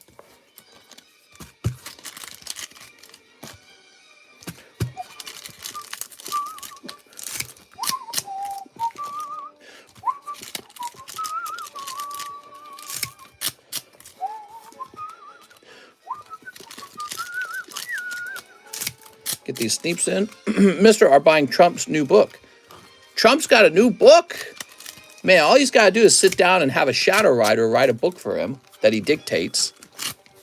And boom, he's got instant money. I should get a shadow writer and write a book myself. I'll call my book, How to Slap Them Cheeks. Here we are. How to Be Obsessed with Pokemon Cards. I'm going to get his autograph, says Alex. I heard that a song sang by the prisoners of the January 6th riot, or what do they call it? The January 6th, where they broke into Capitol. Do they call it the Capitol riot? Is that what they call it? I hear the prisoners of that. Oh, look at this. Daniel Corona picking up 1 waifu. That's going to be a chase card in this set. Congratulations on that. Here we are. Okay. Don't move. Card tips over. It's a bad omen. Coronad says, let's go. Pretty good. You're going a box deep, dude. Insurrection, right. That's the word I was looking for. I heard those guys wrote like a song or something like that. And that song reached like the top 100 list or something. They were like, I thought I heard about that. I thought I heard about that on the news. I heard they get turned into ladies in prison. Oh my God. What Pokey is that? Where can I catch it? Right. I want that Pokemon. All right. Oops. All right. 2 more hollows. Here we are.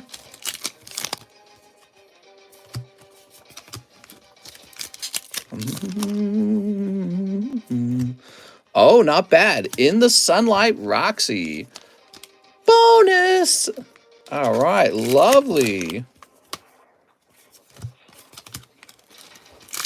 Not bad at all. What a round. What a round. You'll find that Pokemon in the Key West. Coronad says, yes! Picking up the Roxy card. Congratulations, Daniel. Daniel's having a very good night. All right. There we go. Question is, where's your bag? These DA boxes are so freaking full. Mallory. There you go.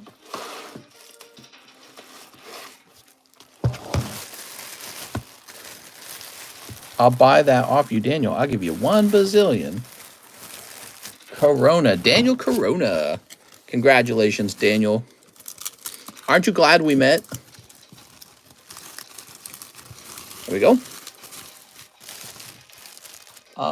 Can we fit this over here? Oh, yeah. Okay, it fits in the other box. Perfect. Perfect. All right. It's already 3:47. It's because I started late. I started pretty late. Let's check out the ZELLE orders. Do we have ZELLE orders? So we got ZELLE orders today. Chandelier is here. He says 7 slime and 3 sins. Okay, I know what the sins are. Here they are. Chandelier, what's up, man? 1, 2, 3. And 7 slimes. Ugh. Got a little slime bonus card. Is that 3, 4, 5, 6? Oh, 1, 2, 3, 4, 5, 6, 7. These are counted independently.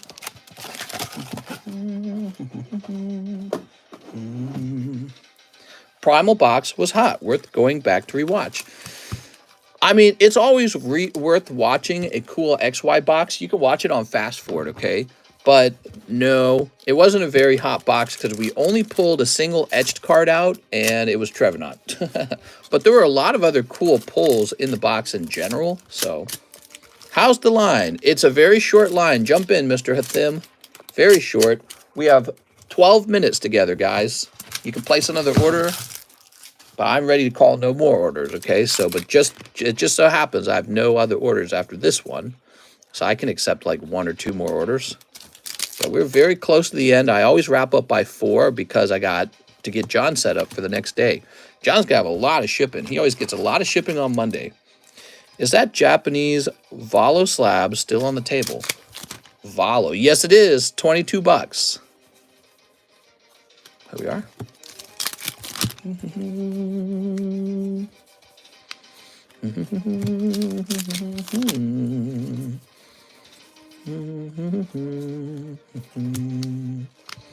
All right, so boobies are coming out. Oh wait, no, it's the 117 card. Still good though. Yeah, still good. I agree. I think there's 2 versions of that card, basically, like a master version and then a non-master version. But both versions are going to sell easily because it's a sexy cat lady. Okay, we got... Jen got lucky in the live customs tonight. She got a double pull over there. Here we are.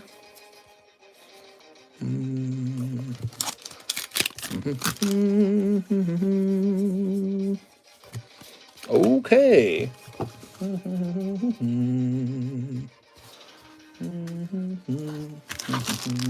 Mailman probably hates your neighborhood. If it's not the dogs, it's 1,000 packages from Mr. I know.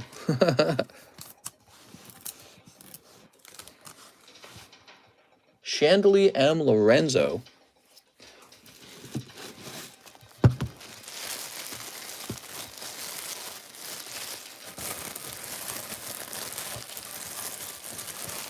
Chandelier. Where did we put your bag, Chandelier?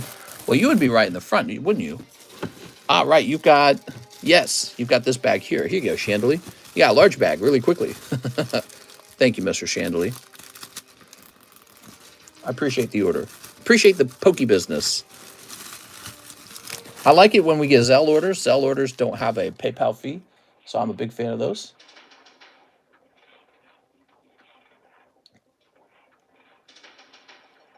All right. We've been busy bees tonight. We did a lot. I can tell by the number of orders placed. Okay, we got Daniel Corona.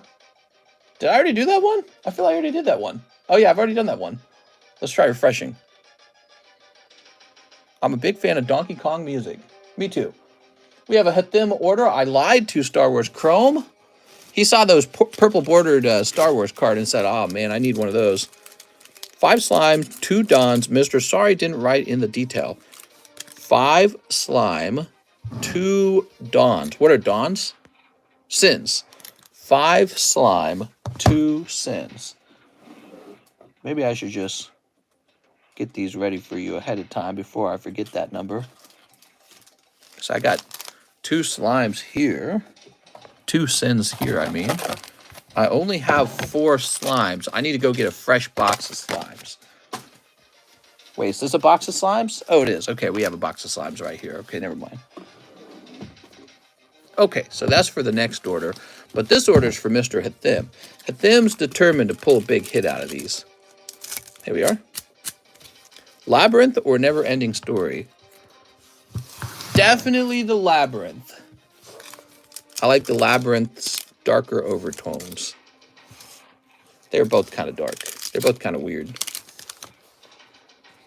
Here we are. The Labyrinth has David Bowie. Pan's Labyrinth? Huge fan of Pan's Labyrinth too, by the way. I love the music from that movie, Pan's Labyrinth. So artistic too. I really like the whole thing. That was a Guillermo del Toro movie, right? Didn't he go on to make The Hobbit? He was involved in The Hobbit, at least. He was also going to help make Silent Hill before that got canceled. And the Metal Gear Solid guy went on to make that weird transport game. Here's Bush Disguise. The girl in Labyrinth was like 14 while they were filming. David Bowie all over her. Gross. Here we are. Well, when I watched it, I didn't understand it as a sexual film when I was younger. I didn't understand there was like a sexual energy between them. And so just because adults feel the sexual energy doesn't mean that's what they're trying to teach kids or anything. Like the most sexual thing is the dance scene. And you can interpret it as like coming close to that part in your life where you're starting to be aware of things like attraction, but they don't actually kiss. There's no actual sexuality, you know what I mean? And it's the adults who project the sexuality into it, in my opinion. Also, it's just the fact that David Bowie is almost like a sex icon because he's some super rock star, right? So like if it had just been some other actor, you wouldn't have had that strong connection. Here we go. Can you show base set sublist? The base set sublist. You got it, man. So the base set sublist, if you guys didn't know this list right here gives you a 1 in 34 odds of pulling a whole pack of base set for our box break. It's had a lot of progress, actually. You can see it's about halfway sold. We actually have a pull in the live customs that gives you 5 spots in the base set sublist. However, if you have a base set pack on SLAB-AWAY, you can apply $100 toward it instead. Show the triple beat. Yeah, so I'll show this as well real fast. Triple beat's almost done. It's about halfway done. There we go. Triple beat might be arriving Wednesday, if we're lucky. Mr. Hathim, let's find your bag. Hathim, I didn't see anything. Where are them big hits? They're hiding from you, Hathim. They stole it. Del Toro did a neat series on Netflix recently. He does good work. Yeah, he's pretty creative. I think the reason I liked Pan's Labyrinth was because it had so much sort of like grittiness to it. You had like the military commander, and he was like a psychopath and a killer, and this sort of difficult, gritty life for the mother and her daughters. And then you had like this almost like satanic fawn creature or whatever he was, and the fairies. And so you think, oh man, this guy is, you know, it's got like this weird feeling to it, like it's unnatural. But then there's actual bad guys, like when she enters that other world with the chalk, and there's the child eater. Man, that guy's creepy.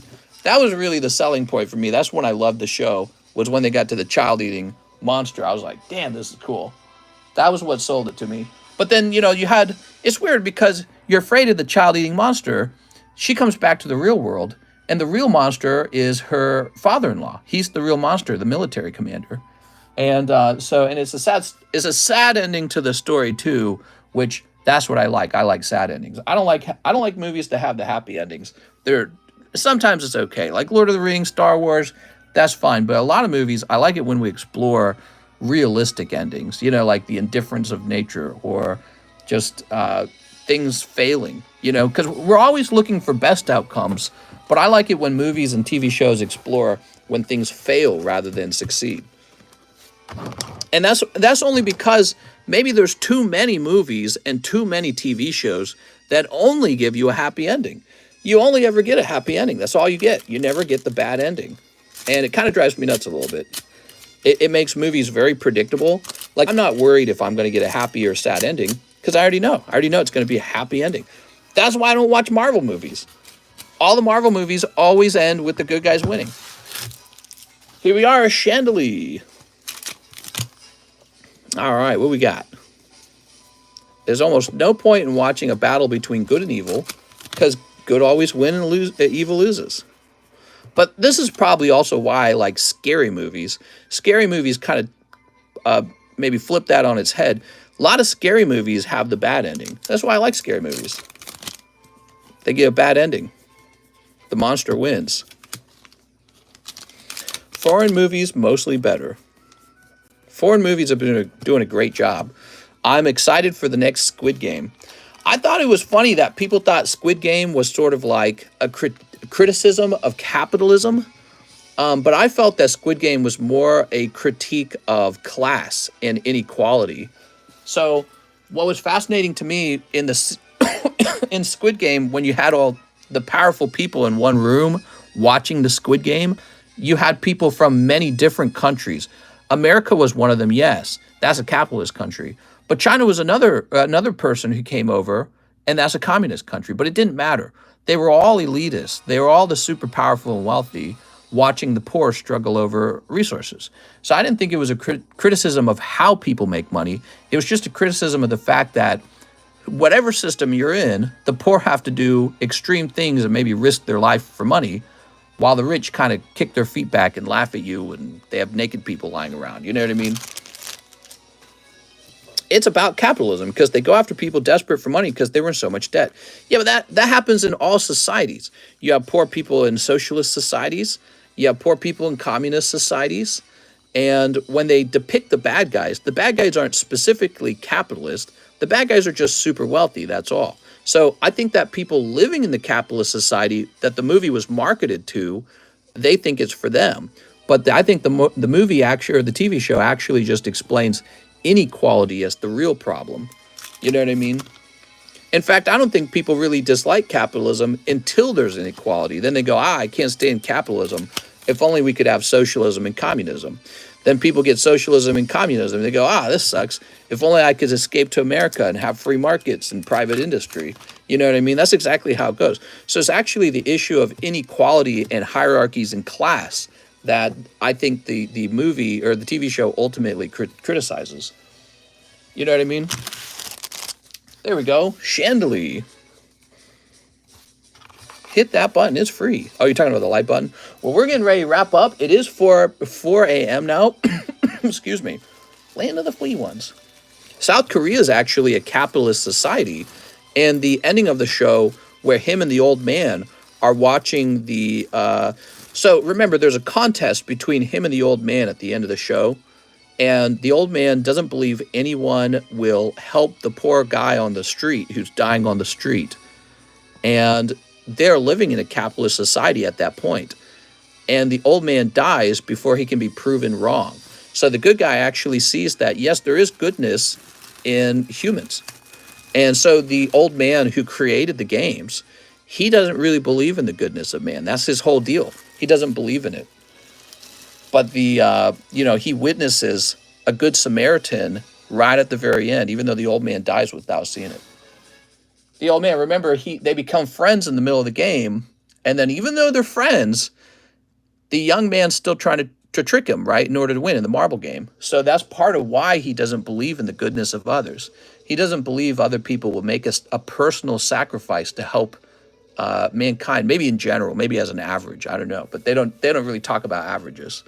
So the old man's playing a trick on the main character to understand, will he actually sacrifice himself to save little old me, an old guy, right? Or will he be a utilitarian or somebody who just wants to survive, a survivalist? And ultimately, his friend, the main character, doesn't choose the old man over surviving. He can't do it. He measures his own life as more valuable. And this is part of why the old man was so depressed in Squid Game. That's why he didn't believe in the goodness of people. That's why he plays the games. That's why he runs the games. You know what I mean? So if you don't believe in the goodness of people, of course you're going to make this Squid Games. You're like, go ahead, kill each other for money. But again, a lot of people were quick to say, oh, well, it's a criticism of capitalism. I would say it's more abstract than that. It's a criticism of inequality, and it's a criticism perhaps even of greed and other bad qualities, you know, selfishness. All right, so let's see. That was fun to talk about. I'm excited for Squid Game 2 to come out.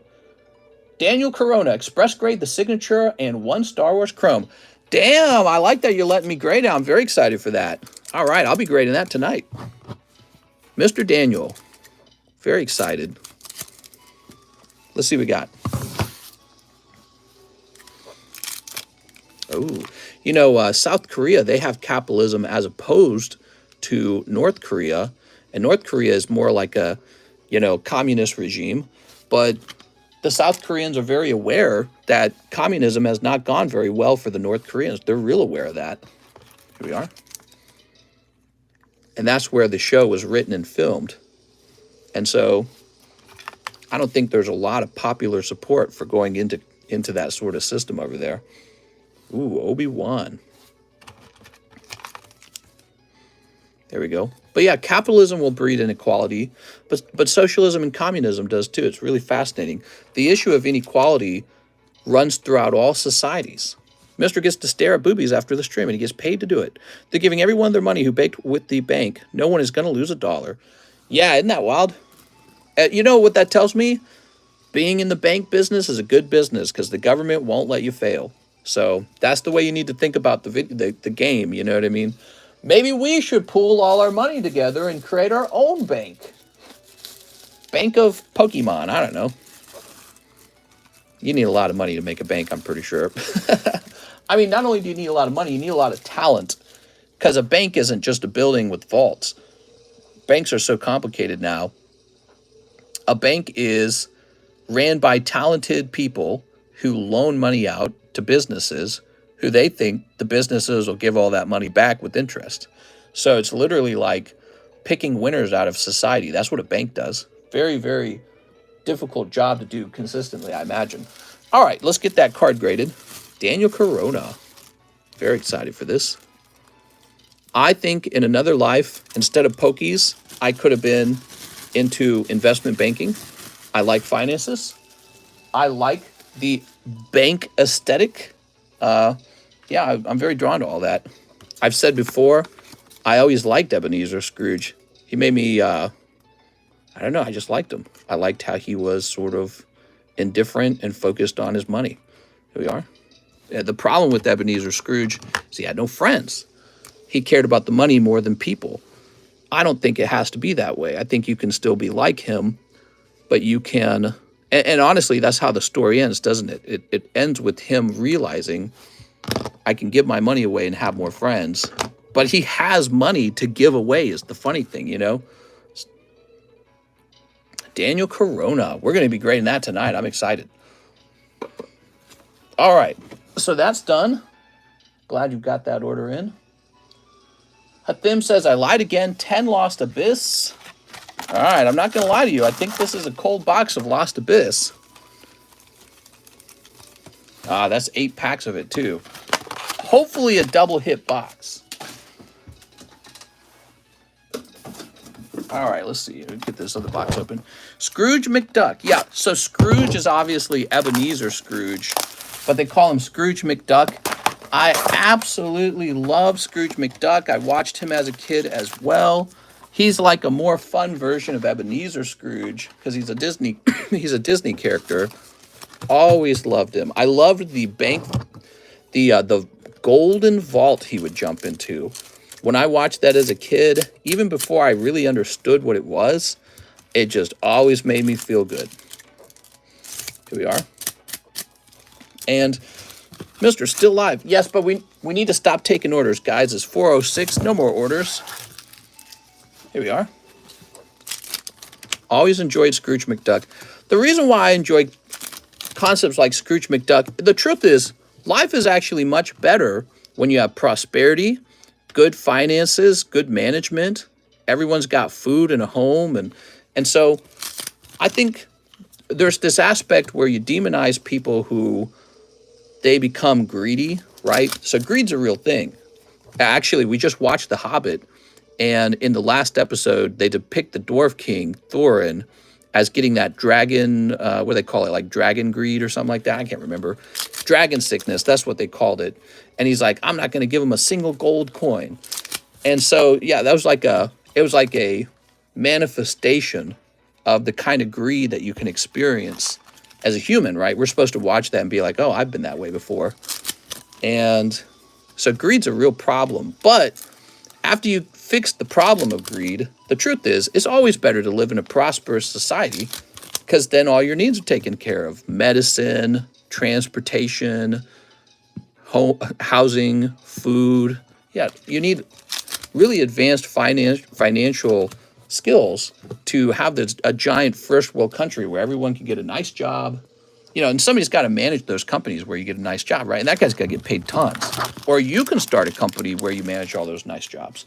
So you got to have nice jobs. You got to have, a military. You got roads. All of that's just financial management. That's all it is. Mr. Hathim, here we are. Scrooge was born poor and worked hard for his wealth. He didn't get into the large money till late in life after he's seen the world. Yeah, and actually that's the way it is for the majority of millionaires. There's been a bunch of studies done. About 90% of all millionaires made their own wealth. So it's a little less than 90%, but a certain percentage of millionaires become millionaires before they inherit anything from their parents. So when you add that number with the number of people who are completely self-made, it adds up to 100%, or I'm sorry, it adds up to 90%. So it turns out people become millionaires because they start businesses, and there's just businesses all over the place. PSA is a new business. CGC was a new business. I'm doing some card grading. The guy who just made MetaZoo, he's probably a millionaire, guys. He's very likely a multimillionaire from MetaZoo. Whether MetaZoo does well for you as an investment or not, he's a millionaire because it succeeded for a year or two. And so he's going to be a freshly minted millionaire. You just got all these people who are always inventing something new and fun and giving you new entertainment. All these YouTubers became millionaires, right? Like all these Logan Pauls and people like that. They all became millionaires. And there's so many new things you can do now. So many tech jobs, so much expansion going on. You could have just been like a house investor your whole life. Like there's guys who do nothing but house invest, and they become millionaires because all they do is spend their money on investing. So there's just so much opportunity to do something for society. I guess you could argue landlords don't do as much for society. I feel uncomfortable with landlords to a certain degree. Landlords who kind of scoop all the properties up and there's nothing left for anyone else. All right, let's see. So we have Mr. Emmanuel Martinez. I have bulk mail-ins still in the grading process. Can I send you a poker card for you to grade so you can send it back with everything else? Yes. I tell you what, Emmanuel, send that to me with a note to tell me to just add it to the regular bulk grading, and I'll just add it to the bulk grading. I'll put you in line with everyone else. Okay, Emmanuel? I'll try to remember that, but most likely I will forget. I mean, there's like a 99% chance I'll forget. Don't have to be smart to be rich, just willing to take risks. Well, there's all kinds of new stuff, right? There's all kinds of new e-commerce opportunities. And yeah, I mean, it's a real fascinating world right now. I feel like if you're in the mall industry, your business is closing. If you're in e-commerce, some e-commerce businesses are succeeding right now. Oh, here's a great idea. Whatnot. Whoever made Whatnot, he's a multi-millionaire now. He could probably have like 20 million or 30 million. Who knows? So the Whatnot founder, TikTok guys, a bunch of people who made TikTok, you know, the upper guys, the early guys, those guys are all millionaires now. Crypto guys made millions. So there's money to be made. Let me turn this down. I love this music, but I've heard it too many times. In bulk grading. But yeah, so it's an interesting world. I like prosperity. I'm a prosperity guy. I always will be. I don't view money as like a problem. I view the mismanagement of money as a problem. And I do understand that greed is a real problem too. But I feel like once you get past the problem of greed, then you move on to what you really want, which is lots of money for everyone, and that's prosperity. You know what I mean? So if you don't want to be the business creator or the job creator, and those guys get paid really well, right? They get paid all the money. If you just want to be somebody who clocks in and clocks out, the goal is to have a lot of good paying jobs in that society. So you want a nice job that you're comfortable with, you can do it for the rest of your life, and you can live a nice middle class life. That's the goal, right? Because people are correct to understand that everyone can't be the CEO. Everyone can't start a business. You know what I mean? So if you're living in a society where nothing can be afforded for the job that you're working, it means that there's been a change in your buying power and you're now poor in your society and not middle class. That's the real problem, and you got to fix that problem somehow. People always think it's like the corporation's fault or something like that. Trust me, it's way more complicated than just that, right? Like the government inflating the cost of goods because they're printing out all this money. Stuff like that's really affecting your value in life. I'm talking too much. I need to hop off and do some grading, guys. You guys have a nice night. I'll see you tomorrow for the Monday stream. Also, did anyone else notice I stopped coughing? I'm not coughing. So I was coughing and I'm not coughing anymore. What's that all about? So it's either a respiratory illness and I'm getting over it, or it's allergies and I'm getting over it. One or the other. Respiratory or allergies. I don't know which one, but I haven't coughed for like a good 60 minutes or something. I don't know. So how about that, okay? Have a nice day, everybody.